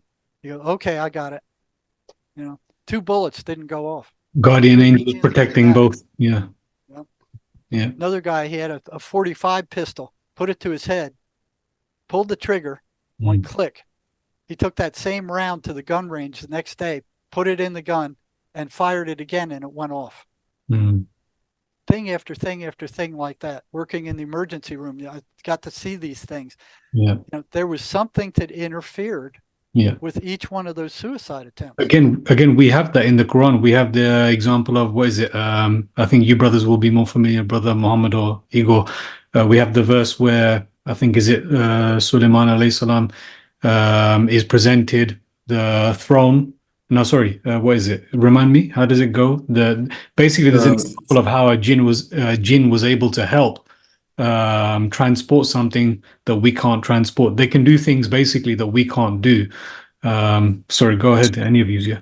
As the story goes, Dr. Jerry, the Prophet Suleiman, it said in the Quran that he was given the most powerful kingdom in history of humankind, and he had control over the jinn. And what happened was he wanted the throne of the Queen of Sheba to be brought to him, like in front of him physically. And he asked a question in his court, who can do it for me? And one of the most powerful jinn, and maybe this is a tribe or nation of jinn called F.E.A.R, proposed that I can bring it to you before you sit. Like he was standing before you sit on your seat, I can bring the throne to you. And then someone else in Sulaiman alayhi salam's court said, I can bring it to you before you blink, in the blink of an eye. And then he brought the throne in front of him. That's how the story goes. Brother Igor, if I missed something, you can say so. No, that's pretty much it. Yeah. So this is an example. So it just shows us again that because the Quran talks in detail actually about Ifrit, there's another type of jinn called Marid in the chapter of Quran called Surah Safat. And what the Quran says about these jinn is that they try to traverse the limitations placed on them and ascend to the first heaven, so they can eavesdrop on the news that's being transmitted between angels, and they then hijack this news and pass it to soothsayers or magicians, who then use this news for their astrology or magic. And when they try to do this, the angels basically fire shooting stars at them. So this type of shayateen is called marid. And the type that whispers to us and causes OCD, these are also given a name, and they're called qarin. So these are the jinn that I think you are familiar with, Dr. Jerry, the ones you've spoken to. These are called qarin. And one other thing that you mentioned is that when they're told that they have light in them.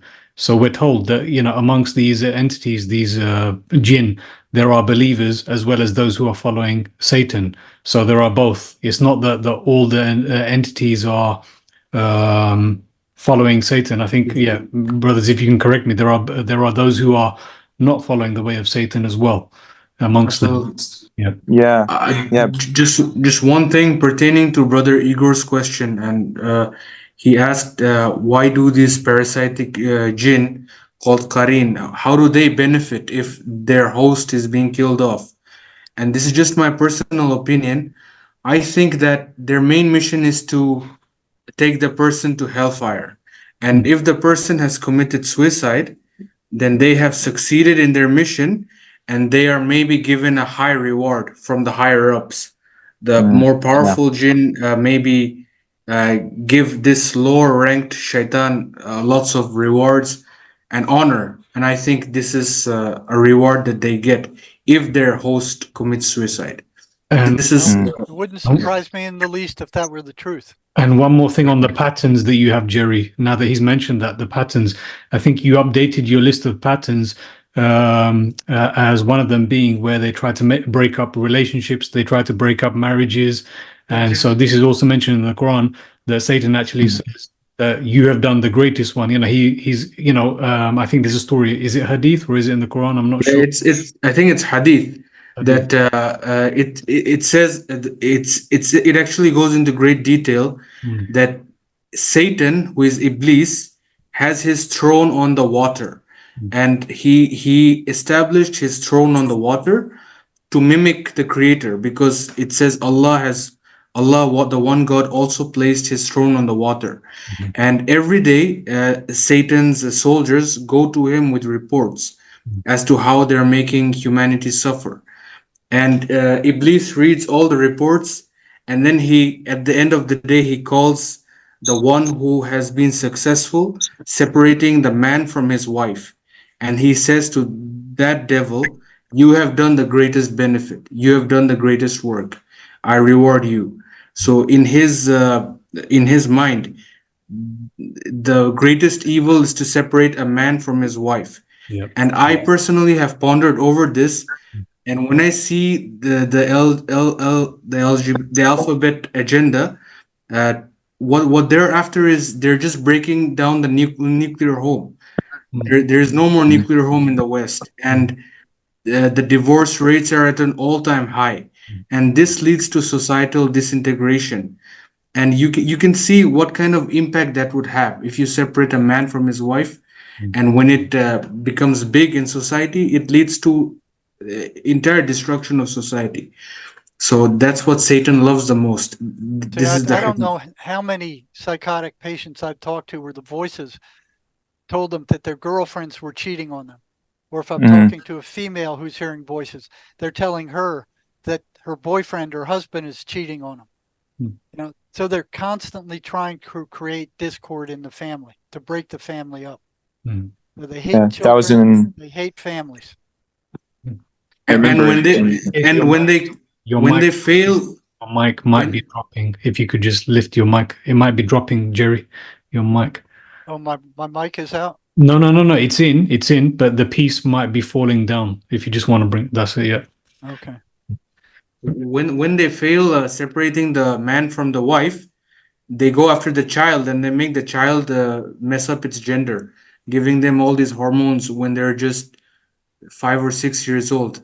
Yeah. So when they fail with the parents, they go after the child. It's sinister. Yeah, it's crazy. They go after the child anyway. You know. Yeah. It's similar also in chapter 2 in the Quran, which is the longest one. There's a whole story about the time of Solomon, where there were devils that were basically inspiring mankind to blaspheme in the form of teaching people magic.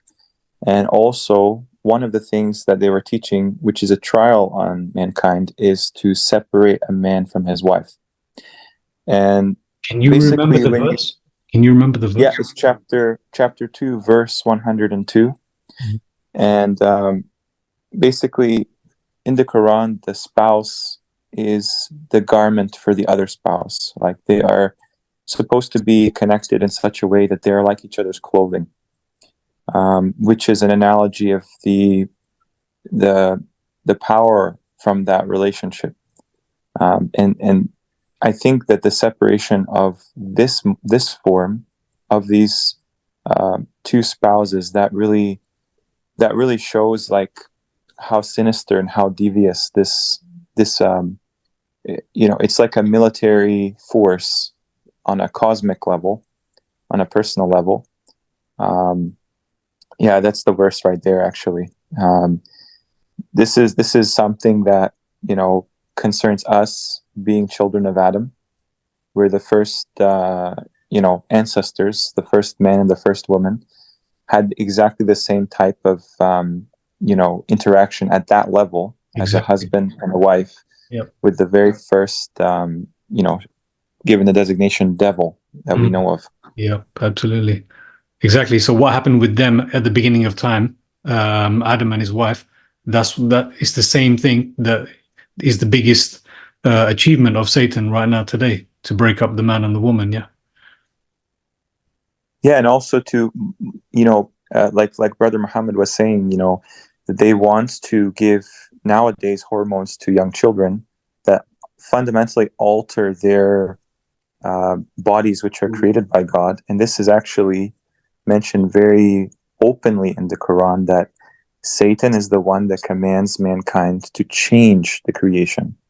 Yes. So, you know, the idea is that they look at us with spite, the devils mainly, and basically whatever kind of biology they have on their level, that's kind of, you know, very different. And so it could just be that, you know, they want to manipulate our form as a sort of symbolic gesture, as exactly like people, you know, tag cattle and they change the, you know, they brand cattle and things like that. It's a similar idea. Yeah, that's the verse right there, that he will command mankind to, you know, like whether it's hormonally or through the food, through surgeries and things like that. This is such a prominent part of the modern world.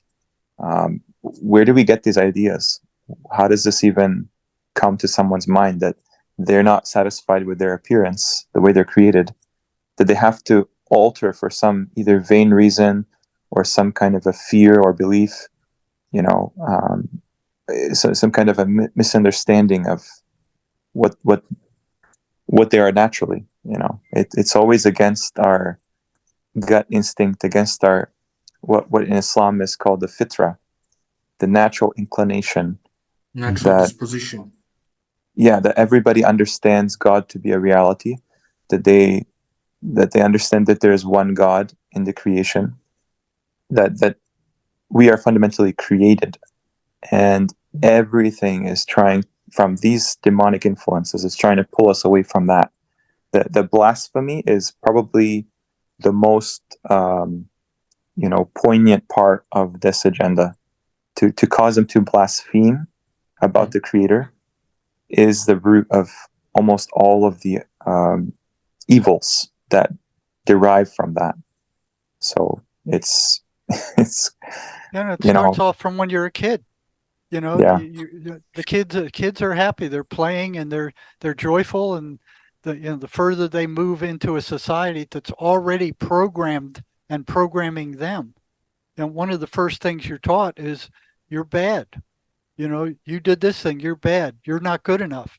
You're not smart enough. You know, you need to do this. If you don't do this, you're bad. You know, it starts off from when we're children. You're born into a society that's already programmed and programs you in the same way. Yeah. And nowadays you have all these people who are called detransitioners, and they regret, you know, the people who are transgender, but they detransition, and they speak as if they have such deep regret, and they speak as if they have been tricked into making that leap, making that transition.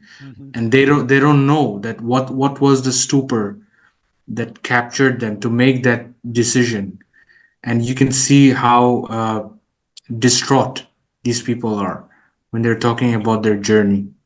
You know, I've noticed that with schizophrenics too. It's almost like they put them into a hypnotic trance. There was one guy I was working with who the voices, he'd had it. He wanted to kill himself. The voices said, "Okay, good. This is what you need to do. You need to get your gun, get in your car, and drive until you run out of gas. And when you run out of gas, get out and shoot yourself." Okay? So he did just that. He ran out of gas. He walked out into the desert with his gun, and he was about to shoot himself, and he said this bird that he'd never seen before in his life landed in this tree near him and just started screaming at him, just screaming. Yeah. And he said he took the gun and he fired a shot at the bird, and the blast of the gun going off kind of woke him up. And he looks at the gun and he goes like, "What was I going to do?" Wow. You know? And then you hear that with these psychotic killers too. They go out and they kill a bunch of people, they shoot a bunch of people, and then when they're put on medicine and they're calmed down, they go, "I don't remember doing it." You know, Wow. I didn't remember doing it, or the voices told me to do it. You know, the devil. It's made like a me rubber do it. band. Your story, Jerry, of what you've experienced in the last 40 years. So I just want to direct people to the book that you've written here that is available on Amazon. You co-authored it with Sherry Sweeney, is it? Sherry Sweeney. I couldn't help but feel that your story of the last 40 years mirrors the story that we've experienced over the last 4 years. You know, what you've experienced in terms of like how they get you to believe something else, which is different to the reality. Like, for example, making you believe in a ball with spikes, yeah, that you should fear. So then you can take a ball with spikes inside you. You know, it just mirrors everything. And yeah, I was just wondering. Or making you believe you came from a monkey. Yeah. Or making you believe you live in, whatever. So I was wondering, I mean, what was your experience when you released this book around the same time that all of this was kicking off? I mean, what was your experience like? You know, the timing seems to be pretty amazing that you were just releasing this book just as, you know, a lot of this nonsense that was taking place over the last 4 years began.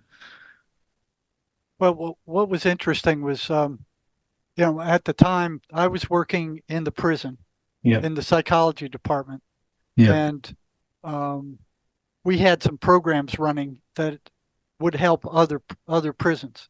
Yeah. And Sherry, my co-author, she was a prison activist trying to get the prisons to reform themselves. And I was all for that from after what I was seeing. Yeah. But I couldn't attack the prison I was in because they'd wiped me out. Right. But she was attacking the Alabama prison system. Right. So I said, well, I'll tell you what, I'll help you. I'll let you know how these people think. And you know, she would kind of run stuff that she was thinking past me. And I'd go, well, no, don't do it that way. They're waiting for a head-on onslaught. They want a direct frontal attack. Don't give it to them. You know, stuff like that. And we worked together on prison reform for probably 10 years. When one day I was talking to her on the phone, and I was telling her about this one schizophrenic prisoner I was working with who was hearing voices, and I'm like, you know, this is really wild what this guy's telling me. And she goes, "Oh, I know all about that." I said, "How do you know about that?" She goes, "I heard voices when I was a young woman." She said, "They almost killed me." This is after working for 10 years with her. Right. She admitted it. So that's how much of a stigma there is to this mental illness stuff. Yep. People don't feel good about it, and they, you know, it's like, okay, if you have a mental illness, you're bad. Yeah. You know, you're bad, and they want you to feel bad. Yep. And they want you to take these drugs so you will feel better, or that you don't feel anything at all. You turn into a zombie. So she had actually heard the voices, and after we talked, you know, we had a lot of conversations, and both of us went, we got to let this out to the world. You know, we have to at least let them know. Now, I couldn't do that while I was working for the prison. I couldn't do that while I was working for anybody. You know, so I had to wait until I was retired to start working on this book. Right. You know, and then she was great. She, you know, I would run stuff past her, so she had her own personal experience with the voices, and I had experience with hundreds of people's voices. You know, so we kind of chipped in and wrote it together. Right. And she was the main editor. So without her, this book would have never happened, really, or it would have happened in a much poorer form than it is in now. Unless I found another editor, which I could have done. Yeah. Well, I mean, I read the reviews as well, And again, those are huge stories in and of themselves. That I mean, that one guy who spoke about his shattering childhood sex, slave abuse, and military experiences that you've got as someone who commented on a reader feedback. What was it? I was shocked at how much that this person had been through trauma, and yeah, I'd rather not go into detail here, but I mean, basically, people are clearly supporting your work, saying that it's changing their life. Even if it's towards the end of their life, they're coming to a realization that this is the way forward, this is the way to release everything, and this is the way to accept. The main thing is that I've taken away from all of this, and I've been speaking to another close brother of mine as well, who helps people for a living. So this is what it is, speaking to people who help others for a living. And he says one of the key things, I think two key things has always been acceptance and forgiveness. And this is something that I see with your work when I'm looking at this. I mean, we can speak about the negative side, but I just want to remind people that if you study Jerry's work, it is truly life changing. What the steps that you've laid out, these patterns that are there to recognize, and therefore how to do the opposite, basically. And yeah, one of the key, I mean, some of them, just to mention off the top of my head, is like that they hate love, they hate laughter, they hate beauty. they hate beauty, they hate children. And once you recognize these things, I think you're right. You can recognize when this is actually coming from you or if it's coming from a negative source. And therefore, you can actually counteract that by laughing at it, as you've shared in your work with your co-author, Sherry Sweeney. That's a lie, by laughing and saying that's a lie. I find it, there's lots of help there for those who are listening and find that they need some kind of material either for themselves or for another loved one. I recommend that, you go to Jerry's website. I'll probably put some links and share some of the documents on the Telegram channel as well. But continuing on, if there's something on your mind or anyone else's mind that they want to bring up. I just wanted to. Sorry, go ahead, Jay. I just wanted to there was a pattern. One of the first patterns I noticed was negativity. These voices were always consistently, irremovably negative. Mm-hmm. They never said anything good. It was always bad stuff. You're ugly. You're stupid. You're crazy. Yeah. You're worthless. Nobody likes you. I mean, any negative thing that you can think of, they would tell these people. And what it does is it drives down their frequency to a lower frequency. And when they get them at that low frequency, then they can drain them. Mm. So if they did say anything positive, it would usually be to come around and get them from the back later. Right. They would use all kinds of stuff. They would say, I'm Christ, or I'm Muhammad, or I'm an angel, or any kind of lie. They were persistent, consistent liars. They would lie about everything. Right. You can't believe anything they said. You can't make any bargains with them. Right. They were consistently anti-religious. They didn't like Muslim. They didn't like Christianity. They didn't like any kind of religion. Mm. They absolutely hate the 23rd Psalm. They can't stand it. Yep. They foster and create negative emotions. They're parasites. They drain their victims. They get louder after sunset. They will not be ignored. So one thing I saw with psychiatry telling patients, just ignore them. They're just hallucinations. Don't pay any attention to them. You can't ignore them. They will not allow you. And every patient I talk to, when I ask them, what happens when you ignore them? They said they get louder. They get more persistent.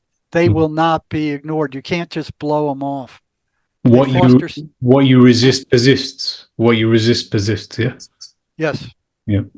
They foster isolation. They don't want you to have any friends. They don't want you to have any family.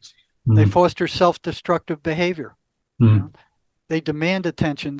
They're always working for increased control over the person. Yeah. They gaslight. They manipulate perception into the worst possible means of interpreting a situation. They have complete access to the schizophrenic's memory. They can pull up every rotten thing he ever did and start judging and blaming him for it. They demand that the schizophrenic do not tell anybody about their existence. And they will punish schizophrenics who talk about them. So that's just a handful. Yeah. Anybody can see these. Anybody who works with schizophrenics can go to my site at jerrymarzinsky.com, pull up articles, and they can see a listing of these patterns. And they're the same for all schizophrenics. So if they're running patterns, they can't be hallucinations, as the psychiatric mafia insists. Yeah. Well, it seems like the world was already traumatized pre-2020 when the first lockdown took place, but it's almost like everyone was all of a sudden face to face to deal with things that they had buried. And then it seems like a lot of people suffered with a lot of trauma there onwards in 2020, 2021, and especially those who took the jabs. Yeah. Because of the isolation. Yeah. So isolation was another one. That was massive. The isolation, which created a lot more trauma and demonic possession, I guess you could say. If you look at these patterns, that's the same stuff that's coming over the mainstream media right now. It's the same stuff that happened during the COVID stuff. It's all those patterns are right there. Yeah. It's like the demon on a macroscopic scale. Yeah. Dr. Jerry, when you were mentioning the psalm, which psalm was that, brother? The 23rd. They can't stand it. Yeah, the 23rd psalm. The Lord is my shepherd. Right. From our Islamic tradition, we also have an assortment of Quranic verses, which, when recited, these verses are, let's say, prescribed for what we would call ruqya. And ruqya is basically the process of healing a person through Quranic frequencies from a demonic influence. And some observations when people are being treated with ruqya are that if the demon that is within them is quite strong, you will see something unusual. For example, if the ruqya is being performed on a frail old lady, all of a sudden you might see her like physically attack men, and she seems to be as strong as 5 men. Like, do you have any experience of physical assault? Oh yeah, I've seen it in the prison a bunch of times. They become supernaturally strong. They become 5 times as strong as an average man when they're enraged. It's like they're given that energy. That superhuman energy. There's one incident that I remember that just blew all away.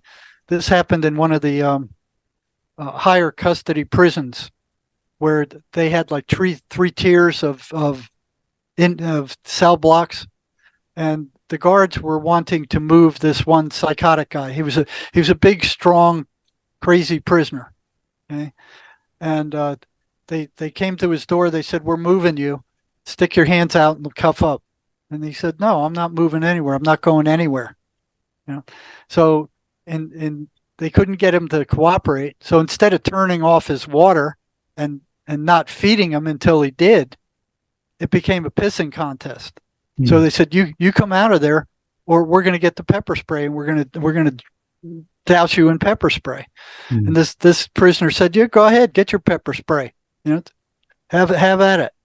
So they did. They had like these quart cans of pepper spray, and they stuck it into his cell, and he wrapped a towel around his head, and they just doused the whole inside of that cell with pepper spray. I don't know if you guys have ever been around that stuff, but it's very nasty stuff. It burns, and it's really nasty. It's you wish you were dead when you get sprayed with that junk. And he took his towel off, and he started cussing at him and calling him all kinds of names, and insulting them. And he still refused to come out. So they said, "Okay." And by now, here you have all 3 tiers of prisoners watching the show down there. So now the guards couldn't back down. They were stuck in this conflict. They had to win this conflict. So they said, "You come out of there, we're going to get the stun gun." And 50,000 volts. It shot a little arrow that kind of went in, and then the electricity would go through this wire that came from the gun. And it would knock down the biggest prisoners with just one shot. It would just knock them down. This guy, he just stood there and he shook. when they shot him. So they got a second stun gun, and they had two of those in them, and one was discharging while the other one was charging. I think they did it like 11 times, and this guy just stood in his shell, just shaking, with the electricity, but he wouldn't go down.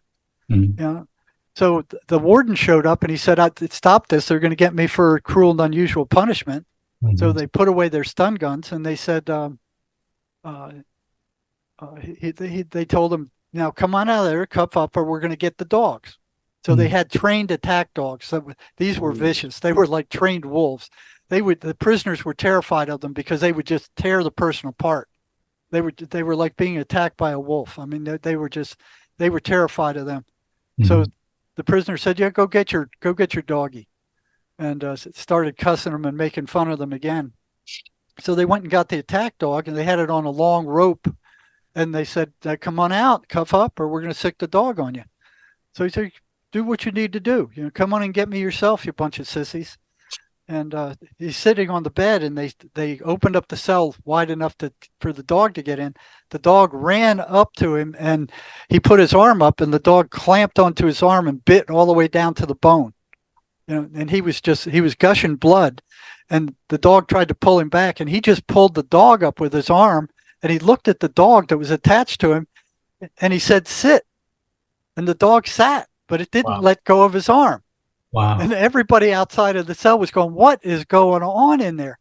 And then he started petting the dog like, "Good puppy, good puppy." Well, the thing's still attached to his arm. Wow. He's petting the dog with the other arms. He's going, "Good puppy, good puppy." He's gushing blood all over the place. So then they pulled on the rope, and the dog wouldn't let go, and the dog pulled him out of the cell, and then they beat the crap out of him. Wow. The supernatural strength. I've seen that over and over and over again. I saw like a little, 125-pound inmate throw around two guards inside of a cell like they were popcorn. They become supernaturally strong. It's just not even conceivable of how strong they can become when they get furious. They get that energy from the dark side. Right. Yeah. Sorry, Brother Imran, you had a question. Are you still there? Yeah, I'm still here. It was more of like a connecting pattern since we talked about the MACE. I guess the MACE method was that in the MACE method they say that these thoughts, when they come, you're supposed to call them out as the liars. And no, in that's Islam, not the MACE method. No, that's not the MACE. Yeah. That came from Sherry Sweeney. Yeah. Oh, okay. That's how she handled her voices. She would just say, "That's a lie. That's a lie. That's a lie," because 98% of what they say is a lie. So if you don't believe what they're saying, they can't get you. You have to believe the lies they're telling you. Exactly. And they're constantly filling your head with lies. Yeah. Exactly. And we have the same type of prayer in Islam is when we say A'udhu billahi minash shaitanir rajim, is that we take sides. We say we're on the side of God, and we're calling out Satan as the liar. So it's very specific with us. Like we're calling him out as he's a magician. We call him out on his trick, and that's it. His trick is done with because you call him out, and it's a very strong method that I've kind of like every time I say it, I say it 3 times. So every time I say it after, I say it even louder, just to make it aware, or to let the devil know that I know how this goes. Yeah. Right. And I just wanted to there's a connecting pattern there. Yeah. No. I appreciate that. But one thing I just want to add to that, Brother Imran, what we found, Jerry, is this. So we have, just like how you have in Christianity, we've got those who are doing exorcisms, trying to cast out demons. But what we found is that for many people, there's not lasting effects. Yeah. And that is because, it works temporarily. It has an effect. Just like reciting that surah that you mentioned, Mankind, 114, Mankind. So that has an effect. But what we've been discussing or figuring out recently is that what Allah says in the Quran is it's about those who seek the knowledge, follow what it is truly said. It's not just about recital. Recital has its power, but it's those Implementation. yeah, as you said, basically following the positive spiritual path. So if you're on that path, if you're following what you're discovering to be the truth, yeah, then you will truly be set free. Ultimately, as we know, truth Yeah. sets us free. Yeah, that's the only real answer. Yeah, yeah, Because it's all a thing with frequency. yeah. Schizophrenics are at a very low frequency. The mentally ill, the depressed are at a very low frequency. Right. And these entities operate at a very low frequency. Yeah. And they're draining these people half to death. Yeah. So if an exorcist gets rid of them, for the most part, what I've seen is if they don't get on a positive spiritual path and stay there, those things will come back 7 times as hard, just like in the Bible. Mm. I've actually seen that happen. You're describing addictions. Yeah, I've seen this with family members. They're going like making trips all the way to South Africa to be set into rehab yet again after like 10 years, doing the same thing again and again. Despite being on the religious, spiritual path, they're still going back because of these addictions. And my suspicion is because they're not following the knowledge part. It's not just the positive spiritual path. It's like they're still following a person, but they're not thinking for themselves. They're still following a priest, or they're still following a routine, even though it's good, but they're not following the knowledge that is being given. So they're not like taking it in there. Well, once a alcoholic or drug addict sobers up, those spirits don't go away. They're following them around. Right. They're whispering in their ear, yeah, you can take a drink, or well, you're all upset now. You can go get a shot of heroin. Go ahead. I mean, they're still there. Mm-hmm. That's why it's so hard, because they followed them around, and they'll follow them around for years, trying to get them to use again, because that's their food source. Yeah. Yeah. They want to get high. They can't get high in a spiritual form, so they have to take over somebody's body to experience that high. Right.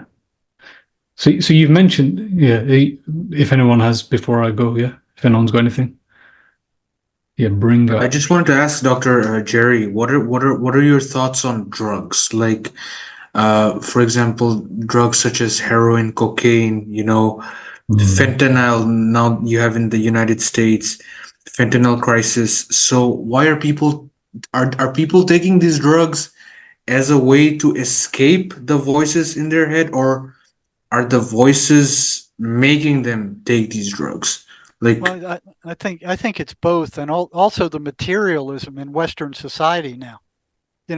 If people aren't turning toward God, they're turning toward material stuff. Oh, I need a car. I need a house. I need to go on vacation. I need it, turning away from spirit and turning into the illusion.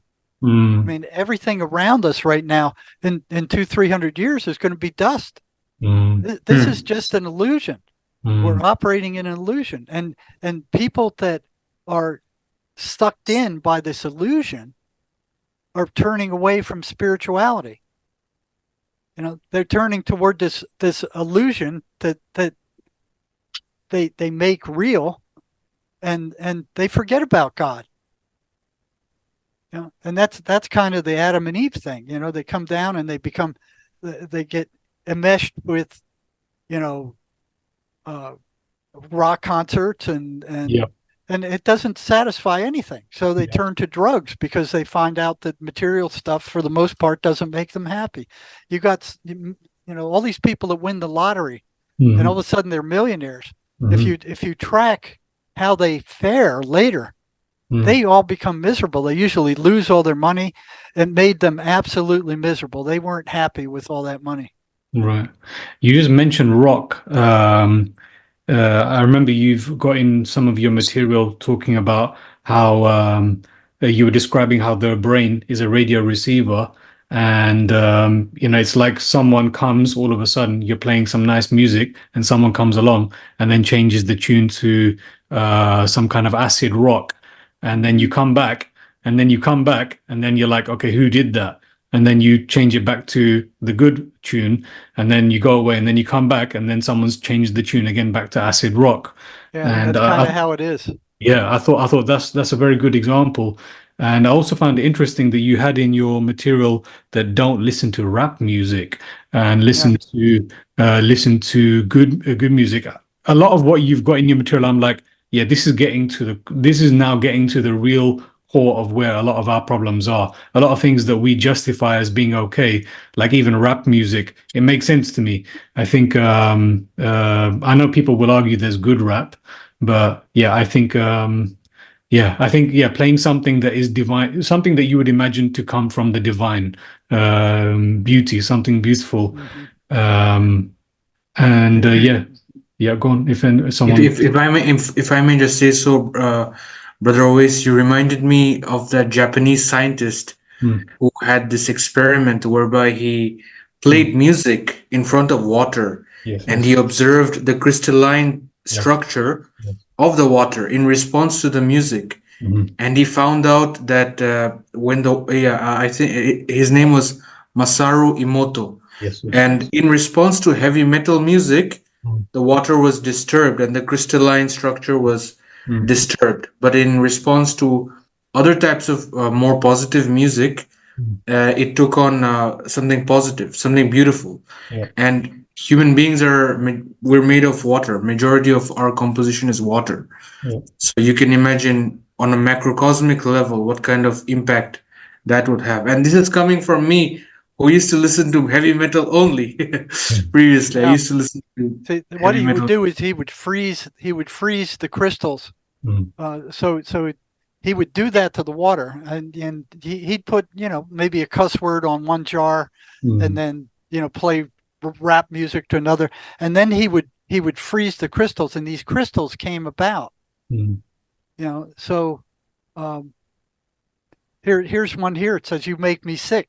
Yeah, that's what it looks like. Yeah, here's evil. That's what it looks like. Polluted water. What it looks like. People have done the experiments with the Quran. They've done the same experiment with the Quran, and they've found that it's got a beautiful structure to it as well. Yeah. Yeah. And look at the polluted water after prayer.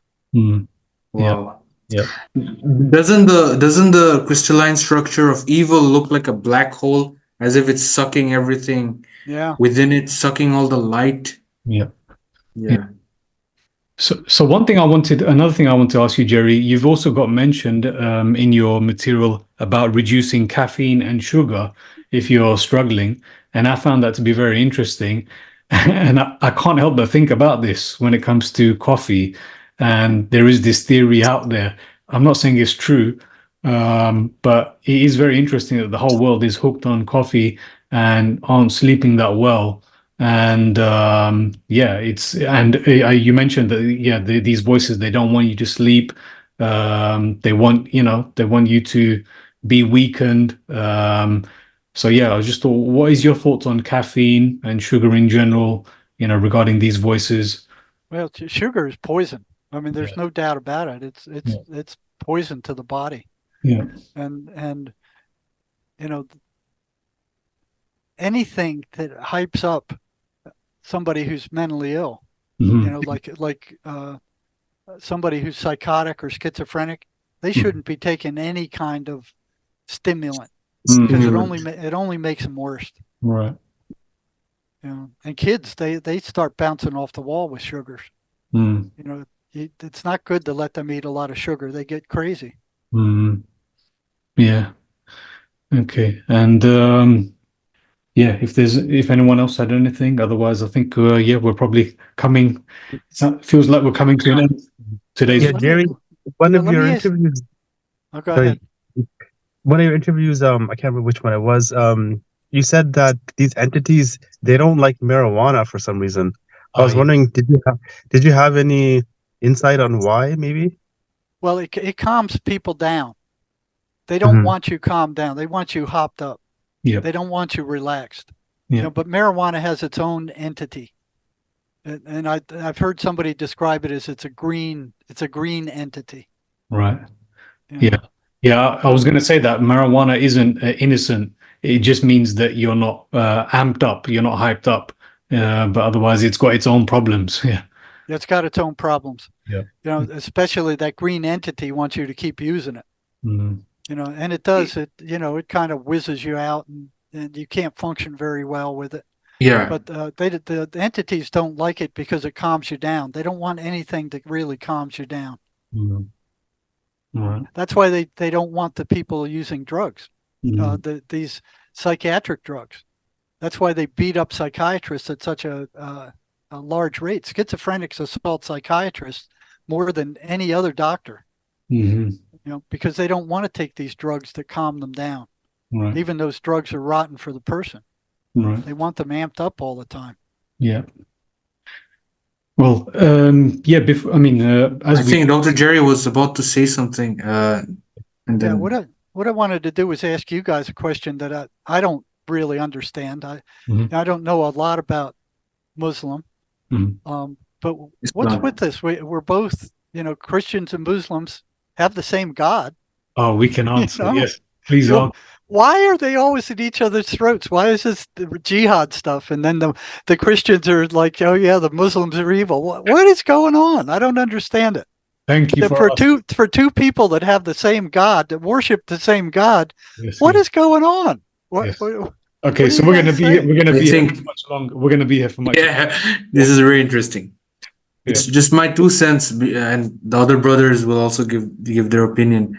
I think both the Christian priestly tradition as well as the Islamic priestly tradition have their eschatological narrative, and the eschatological narrative is gearing us to a point in time where there will be enmity between the Christians and the Muslims.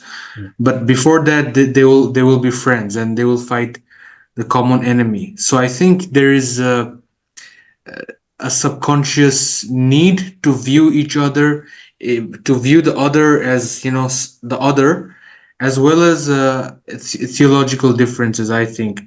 And Muslims... That has to do with the Jinn. Do you think the Jinn are causing this?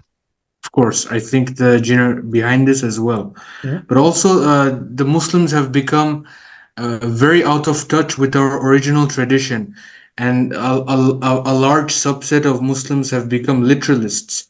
Like they take their scripture very literally, and they don't read between the lines. They don't use spiritual discernment with regards to the scripture. And I think in Christianity, it's the same with the evangelicals. They really hate Muslims with a passion. It's like they're Christian, but they're Zionists at the same time. I think there's a lot of that. Yeah. Ultimately, we have a video on our channel, which was led by Brother Igor here, which would explain how they're gearing us to ultimately fight each other. Yeah, the powers that be.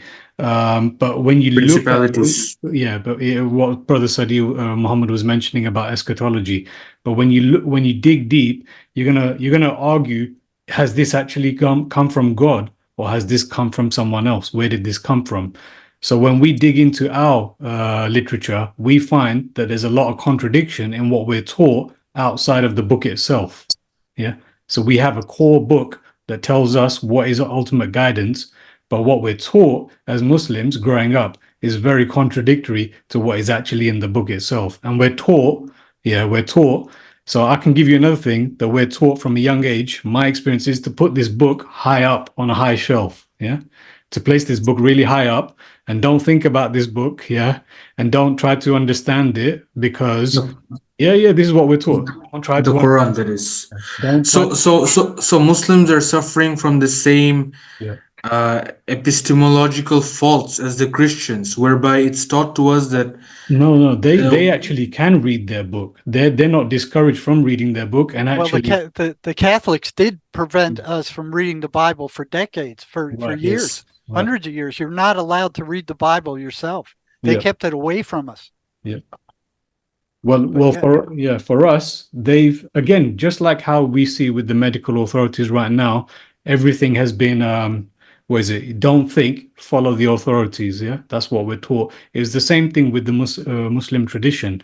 So what you're describing about this whole jihad does not exist in the Quran. Yeah, it does not exist. Jihad is that person who is striving in the way of God, the person who is striving in the way of the Creator. Yeah, there's no such thing as starting a war.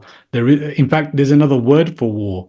Yeah, which is harb in the Quran. So this way is those who stick to the actual words in the Quran are going to find a lot of truths, and they're going to find that they don't actually belong to what the masses are following. Yeah, and that's Yeah. so. This is where the test is. Are you truly going to follow? That's why I said, are you going to read? Are you going to think? Are you going to figure out the truth for yourself? Are you going to just going to trust the masses and follow them to fighting each other ultimately? Because they will. I think most of the masses will end up fighting with each other. But those who follow what is the truth will say, I'm not a part of this. Yeah, I don't believe in this. Yeah.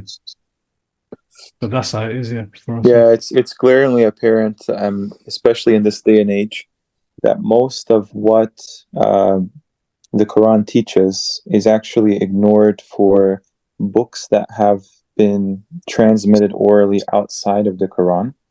And you have the same exact model in both Judaism as well as Christianity, where it takes you away from what's understood to be the Word of God and into some kind of another text which has somehow holds way more importance and sway over the words of God. So the idea is, like, in Judaism you have the concept of the Talmud, in Christianity you have the concept of the letters of Paul, and then in Islam today, which is supposed to be fundamentally one religion that stems from the patriarch called Abraham, or in Arabic, Ibrahim. That is the religion that ties everything together as monotheism. And when you just look at the world today, one of the things that is a kind of a prescription in the Quran is to not divide the religion into sects. Yep. This is something that we all observe today, and we just inherit because we assume that, just like in the medical system or in the scientific establishment, we have our different priests and we have our different, experts. The same thing can be said for religious understandings. Of course, the conspiracy against mankind via these institutions is so profound and so intricate that they would not leave a stone unturned when it came to that as well. But the only difference is that I would suggest is the Quran itself is widely regarded by many people that are not even attest to be Muslims either, that it is preserved. Whereas, when you're talking about the Gospels and when you're talking about the Torah, these things have been admittedly from both Jews and Christians to have not been preserved in their original state due to, some contradictions and, differences according to different manuscripts and things like that. But pretty much all of the, Quran that we have today, every sect that differs in the other books, they will all agree that this is the verbatim speech of the Creator. And I think that's very powerful knowledge that, will only allow the forces of darkness to make that as minuscule and insignificant as possible, especially in our day and age. They produce all kinds of cosmological, medical and scientific understandings to try to refute what people have understood in this tradition to be at odds, with what we observe in the world, what we observe from Revelation. And, when you think about it, it's not really the fact that we have even like differences in religious understandings. It's mainly the fact that what are we following and what are we getting our inspiration and wisdom from, the knowledge. Because if you're to ask like the ordinary person, okay, are you a Muslim or Christian? What do you believe in? Most people, they don't actually have very much understanding from their central book, where all the understandings have come from. It's mainly like you grow up in this environment and you're just kind of, it's an identity. It's like a culture. Culture. Yeah, it's very much divorced from the central argument. There is one God. Yeah. He sent down countless messengers. He sent down the revelation for the messengers to convey. He has angels. There's a day of judgment where everything is resolved and all the contracts are settled. Rectified. So everything is very logical, the way that, the essence of what even other religions, like even Hinduism and Buddhism, there seems to be remnants of it all over the place. But in the Quran, we're told that mankind was one community and that they had one religion, and this is the religion that is from our natural inclination to believe there's one God, and that he created everything. And he created us to understand this fact. So what did mankind do? Out of jealousy, out of animosity, they divided this. And every sect since then has had some kind of covetous claim on the truth. Yep. That's what we observe today. Division upon division, sect upon sect. And as you said, Jerry, why are we arguing? It's the same creator. Absolutely. It's the same creator. It has to be, yeah. And I'll just add one more thing. Actually, Islam is actually at war. And it's the same war that Jesus was the same time, or it's connected to when Jesus was pissed off, when he flipped the tables of the money turners, of the money changers. Right? So Islam is at war with the money lenders. That's actually who we're really fighting against. We're supposed to be fighting against, is the ones who are ripping us off through the financial system. And just to connect it back to what we were all talking about, there's actually only one enemy on mankind. Yes. This is what I don't understand why Muslims are not talking about this, and that's the devil. The devil is an open enemy upon all of mankind, and that's the real enemy, and that's the enemy that obviously Jerry is talking about with these voices. And the enemy is us, and the destination where he wants us to lead is through hellfire, with us following the voices and performing the actions of those voices. And that's the trick, is that if you listen to these voices and you perform the actions, it's going to lead you into a very bad destination. Yes. And we understand from the Quran that it came to rectify the mistakes the previous people made. So the Quran doesn't profess any hatred towards Christianity or Christians. Rather, it only raises one point of rectification, in that Christianity was, even if someone researches the history of Christianity, they will see that Christianity was originally a Unitarian religion, and later it became a Trinitarian religion during the Council of Nicaea and Council of Constantinople.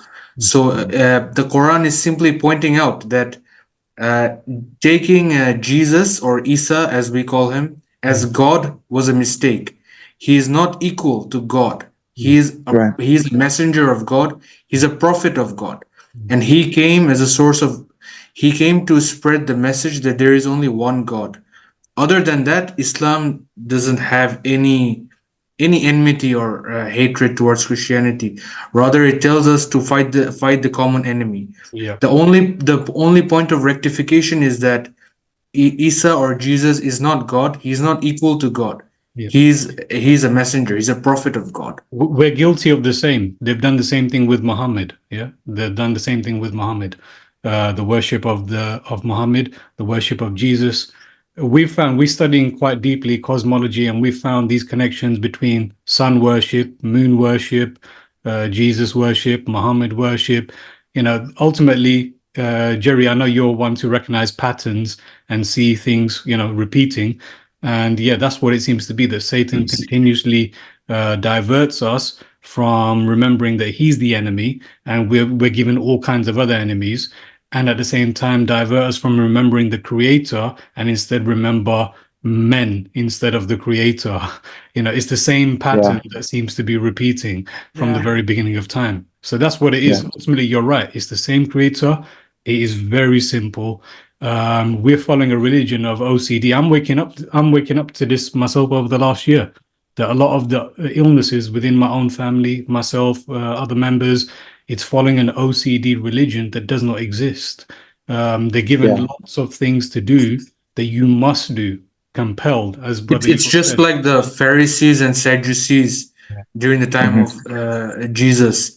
The priest class focuses on legalism. They focus on ritual. It's not just about ritual. It's about eternal fight against evil. That is what God's message has come down to make good triumph over evil. Evil is the main enemy of humankind.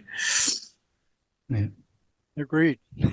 And if someone was to go to the hadith, which is a secondary body of literature, even there you'll find that there is a hadith which in which the Prophet is saying, he's complaining to Allah on the day of judgment, and he's saying, my people have abandoned the Quran. So That's in the Quran as well. That's in the yeah, Quran, yeah. even in the hadith, the Prophet is saying that my people have abandoned the Quran. So Yeah. why is the Prophet saying this? If it wasn't a problem, why would the Prophet say this? Because So the main problem within Muslims is that they have completely neglected the Quran. And the main Right. problem within Christians is that they have completely rejected the original message of Exactly. God. Yeah. Yeah, we see the same thing, you know, all of the messengers since really Ibrahim to Noah to Adam, all of the long lineage of people that were inspired by the Creator via angels, they follow the same message, one and the same, no difference. The only differences are the people they were sent to, the context of the time, perhaps the verses of the books that came down for them were different, Context. but the same exact message. And this is why, you know, God says in the Quran that there is no change in his way. It's consistent. Exactly like the truth, you would expect the truth to be the same way no matter what. And one of the most powerful verses I find in the Quran, out of many, that say that basically the falsehood is stacked against the truth, and the truth obliterates the falsehood. The falsehood. And it's essentially, it's always bound to be extinguished by the truth. That's the defining difference. This is one of the names of God in Islam, is the truth. So, you know, when you see that in certain chapters, like for instance, where it says, you know that the life of this world is but amusement and diversion and adornment and boasting to one another and competition and increase of wealth and children. He's talking about, we are forgetting in this life the hereafter. And the hereafter is the most important attainment anyone can possibly have, because that's where the forgiveness is, that's where the punishment is. So we have to be mindful of that, beyond all of the materialism, beyond all of the different, you know, delusions. Satan is regarded, one of his titles in the Quran is the deluder, the deceiver, that he makes you think you are doing something out of guidance, but in actuality, it's like a fake virtual world that he creates for your mind. And you think that you're guided, but it's actually, it's you're being led down the garden path to, you know, a torment, really. Because people have ascribed godhood, pretty much everyone at some point in their life, to something that was not the absolute, all-powerful, all-knowing creator. And this is something that these entities take advantage of, that mankind is forgetful, mankind is created weak, mankind has free will, and they can choose either whatever reality they want, even though there is only one objective reality of whatever is going on. So it's like, if you are being compelled by these entities to do things out of, you know, compulsions, well, the opposite is true for the reality, which is, we would call this the deen, which has many different translations, but basically it's like the order or this program of our reality. This is what people will call religion, that God has put no compulsion in this religion, in this you know, judgment or verdict, this you know, statement of how things are supposed to run. You know, that proves to me that whatever people call themselves, that's one thing, but in reality, our actions, our thoughts, our understanding about ourselves, that's going to be the most important evidence when it comes to this idea of a last day, or the day when all the debts are settled. Because, everybody has an idea you want to figure out in this life, before death approaches. Why am I here? What is this? What is the purpose of this? So, to me, it's like glaringly obvious. We're given all these reminders, all these signs that, everything is under God's control. And, this is just a test in a sense. True. Well, one more thing, Dr. Jerry, you were mentioning that human beings have become detached from their original purpose, and they are continually pursuing materialism. And Allah addresses this in the Quran multiple times, and He tells us, do you not see that the previous generations who have been completely destroyed because of their actions were much better than you? And He reminds us that the previous generations were better than us. They were more advanced than us. But due to the same mistakes that they have made, which is pursuing the delusion of this world, they were destroyed. And we are heading in the same direction, pursuing this world instead of eternal beauty that Allah has created for us. And just we're following the previous generations. And Allah repeatedly talks about that in the Quran. And He reminds us, do you not see, do you not ponder? In this earth, there are signs for you to see that there were people in previous epochs, they were much better than you and much stronger than you, yet they were destroyed. And yeah, this is a reminder for us. Evidence of that is coming out all over the place now. Absolutely. Generation, what Kopecki or whatever it is, Gobekli Tepe. Yeah. They were around at a time where the human race wasn't even supposed to exist. And then the Sphinx. The Sphinx has watermarks on it, which means that it's 10,000 years older than what they say it is. So and all that they evidence is coming out now. They still couldn't figure out how the stones that were used to make the pyramids were carried. And now they're saying that maybe they had technology over sound, acoustic levitation. Maybe they used sound to carry the stones. So one can fathom how technologically advanced, like thousands and thousands of years ago, we might have been in comparison to now, where we are just all we're concerned about is just merging with machines, like in Terminator 2, what they showed, merging with the technology we're creating. But those people were involved in greater technology.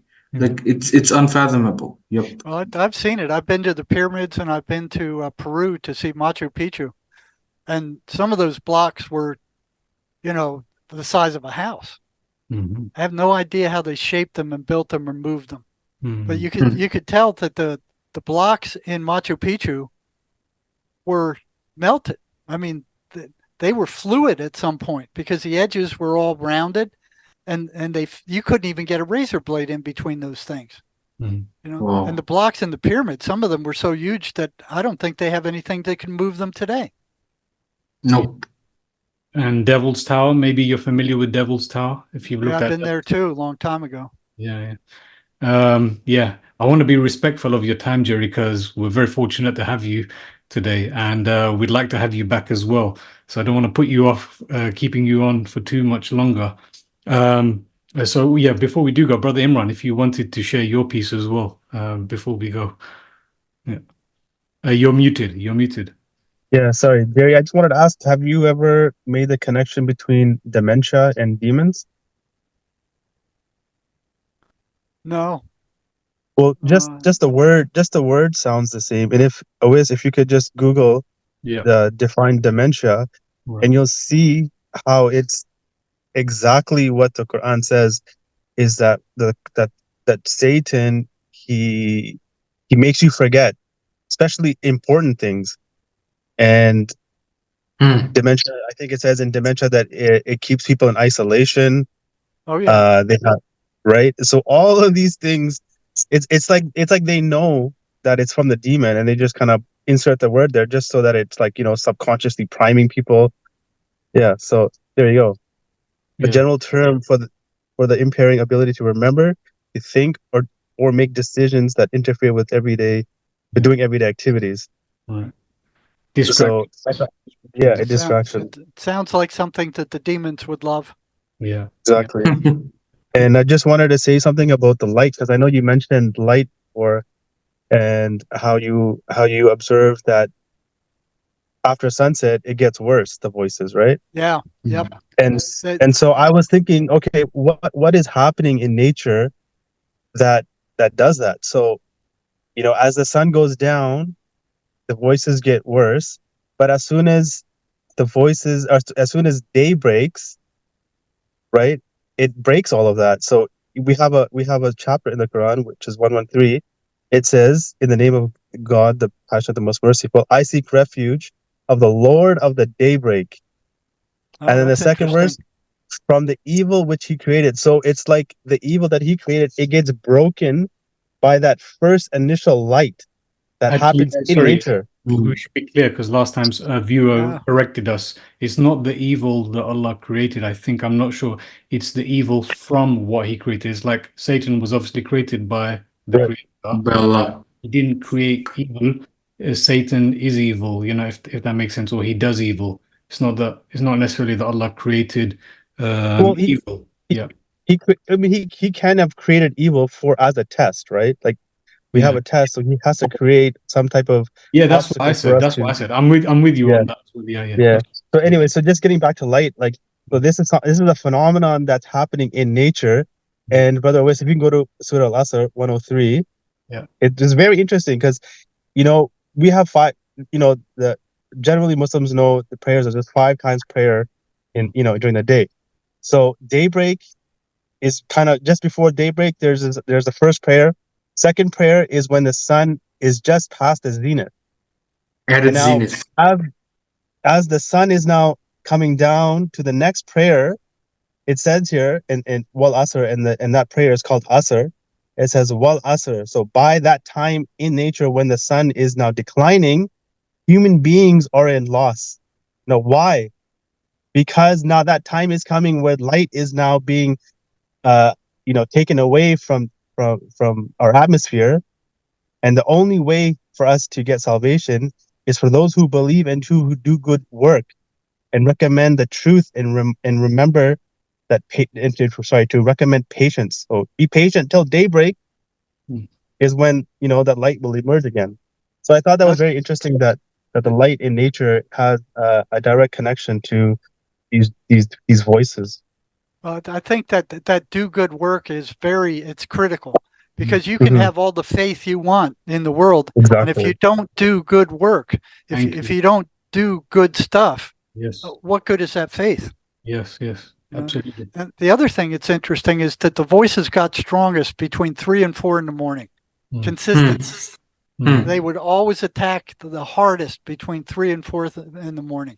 That's their time is closing up. That's why probably their time of being able to be really effective is probably closing. It's a bit like the vampires that we see, the vampire stories. As their time is coming to an end, they have to quickly scram. It's darkest before the dawn. Just one question to Dr. Jerry. Have you noticed any correlation to moonlight and? Yeah, I have. Working in the ER. Doing psych crisis in the ER on a full moon, it was nuts. Wow. It was crazy. I mean, it was like every full moon you were just bracing yourself, and it was so bad that we had a superstition that nobody should mention it being a full moon. It was almost like if one of the staff said, "Oh, it's a full moon," it's like you're bringing it on. It got crazy in the ER on the full moon. I mean, it was just all these crazy people started pouring in. All kinds of weird stuff was happening. It was just unfathomable how busy it got on the full moon. Yeah, I mean, the mainstream Muslims, they fast on 3 days, or 3 days around that time when the moon is at its fullest. So they fast for seek protection. Yeah, seek protection. And I find it interesting because, yeah, people do feel a bit more depressed around that time, or people feel Yeah. that, well, there's something happening at that time. Definitely, yeah. Why do you think that is, Dr. Jerry? What do you think is happening? What kind of I have no idea. aggravation? All Yeah. I know is it happens. I have no idea why it happens. And within the patients, is it Yeah. like they become more aggressive or Yeah, more they get depressed or more agitated. There's more acting out. There's more violence. Hmm. I have no idea Yeah. why that happens. You know, It's like when you I think mentioned parasites. Mm. In Like fiction when you you have find, like werewolves, like when the full moon is there, they are like on the prowl. And vampires, werewolves, I think these are like analogies to actual demonic activities. I don't know. It seems interesting to me. And they all go away when light comes out, When when sunlight, when the when the sunlight, sun yeah. comes out. yeah, So there's a yeah. direct link between light Mm. and good, right? I think Yes, that's yes, what it is. absolutely. Yeah, Yeah. yeah. I think I mean, God is light. yeah. I mean, Jerry Actually, describes. there is a verse that says that God is the light of the heavens and earth, Yeah. Hmm. yeah, right? And not only that, in our belief, that we believe that God breathed into Adam his soul. So if God is made of light, he's breathing in light to Adam, and now we God is have that light within us, Yeah. right? the spirit. And Yeah, the spirit is light. So, and then if you think about it, we're born in our mother's womb, which is all darkness, and we become that light. It's kind of like the stars in the sky, right? So Mm. it's all spiritual if you think about it. And Yeah, this type of knowledge, honestly, like from my own personal belief, like it helps when you dealing with these voices, because we all have them. And it's just like, when you think about and ponder about how God created the stars and how we're born, it's like there's a connection, and it's like it's so beautiful. Yeah. And I think these are the knowledge that really Mm. helps the human being cope with what's going on, right? Yeah. Connecting positive. everything. Connecting everything in a everything. world where they've disconnected us. Yeah, absolutely. Yeah. Exactly. right. They don't want you to know about them. They don't want you to know that they exist. Yeah. Yeah, I'm sure we could do another session maybe next time on just the concept of fear, because I know you mentioned about fear being one of the key. What is it? They need us in a fearful state, right? And that's what we've been experiencing through the media for the last 4 years. It's all Right. fear. They feed on fear. They are fear. They feed on fear, and you've got a whole all of these patterns. I mean, I could just go through them. You say one of them is negativity. So for us, we have to seek positivity. They're anti-religious. So therefore, we should be all about the creator. We should be speaking that spiritual path. They foster in creative, basically things that we can do, like promote love, promote acceptance, forgiveness, confidence, not fear, good energy. Promote good energy so they're not draining. We could go on with all of these patterns that you have. There's an antidote that a person could prepare themselves for. They get they get louder after sunset, so maybe hibernate. Maybe hibernate during that period. I don't know. The voice, you talk about them being like in a bullying fashion, so you face it and you call it out. You say, that's a lie. All of these things are there for those who want to study the patterns that you've got on your website. So maybe we could go through some of this another time. But for now. Well, I could also bring on a fellow who he's working as a mechanical engineer right now. He's very successful. He's got a family. But when he was younger, he was actually in a state hospital. He was psychotic as a bedbug. The voices were attacking him, and he was arguing with them. Right. He said at one point this dark cloud just came out of the ceiling, and then inside of the cloud he could see this giant snake moving around. Wow. And then finally it came out and it faced him, and it had the head of a lion that with one eye blind and scars all over it. And, he didn't know what that was, but it scared him to death. Brother Ego knows what that is. Brother Ego knows what that is. We were talking about that. That's the. Then he found out that there was an actual entity like this that the Romans had 2,000 years ago, and he found a picture of a bracelet. They called it a Braxis. He had no idea what that was. and he saw it. So I could bring him on with you. I'm sure he'd love to talk to you guys. That would be amazing, inshallah. Wow. Yeah. Yeah. Sure. Yeah, the main thing I found in studying the Quran is, especially over the last few years, is that we're either consuming something which is, I mean, the nature of fire is something that is consuming. Yeah, fire consumes everything. And whereas when we speak about paradise, when we speak about the Garden of Eden, it's something that is growing, something that is creating, something that is flourishing. And Water. this is what the Quran also promotes. It's about, are you, on the consuming path where you are being consumed and you are consuming, or are you on the creating path? Are you supporting those who are creating?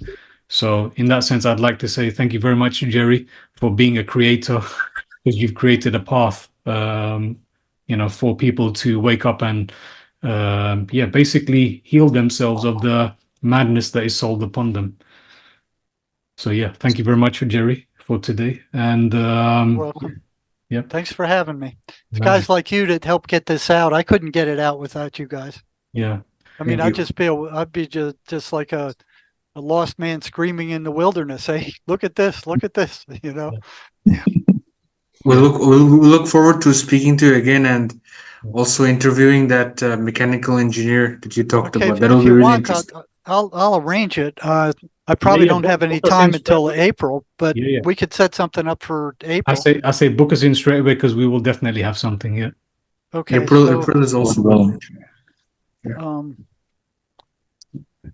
Who should I contact? The same email. Yeah. The same email you contacted today. Okay. endgameislam55@gmail.com. Okay. I'll do that. I'll get in touch with this fella and see if he'd be willing to speak with you guys. Yeah. And okay. So so we'll send this link. How do you want this? So we'll send this. Oh yeah, just send me a link when you have it. Right. Okay. Cool. Okay. If there's anything else that anyone wants to mention, you mentioned Gerens, Sadi. Oh, Gerens. Oh, for Jerry. Yeah. Is that what you're saying? Sam. Gerens. Yeah. I just wanted to say that it was a real pleasure talking to you, Dr. Jerry, and the Quran is like a miraculous book. It has answers of everything.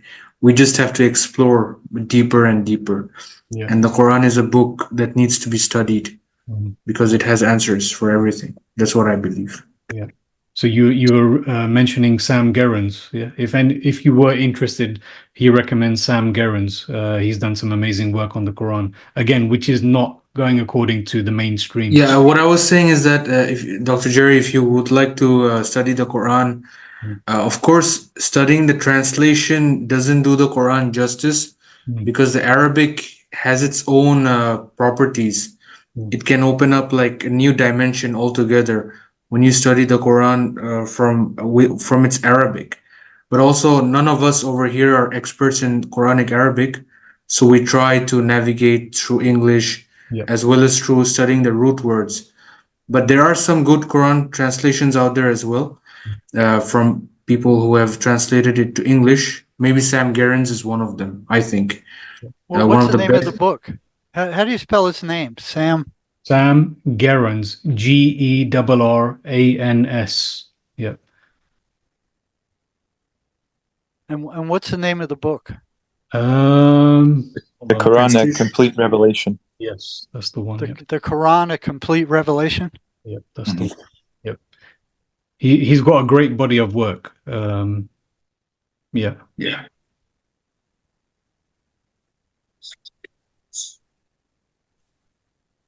Okay, I got it down. Okay, I'll look it up. Okay, great stuff. Thank you very much again, Jerry, and thank you everyone. Thank you guys. You're more than welcome. Yes. This has been brilliant. This has been very enjoyable, and I know that we can go on forever, but probably it's best if we stop here for today. Yeah. Oh yeah. Until next time, everyone, keep well, and all the viewers as well, and see you on the next one, inshallah. Salams. Take care. Yeah. Peace to all. Peace. Okay. Bye-bye.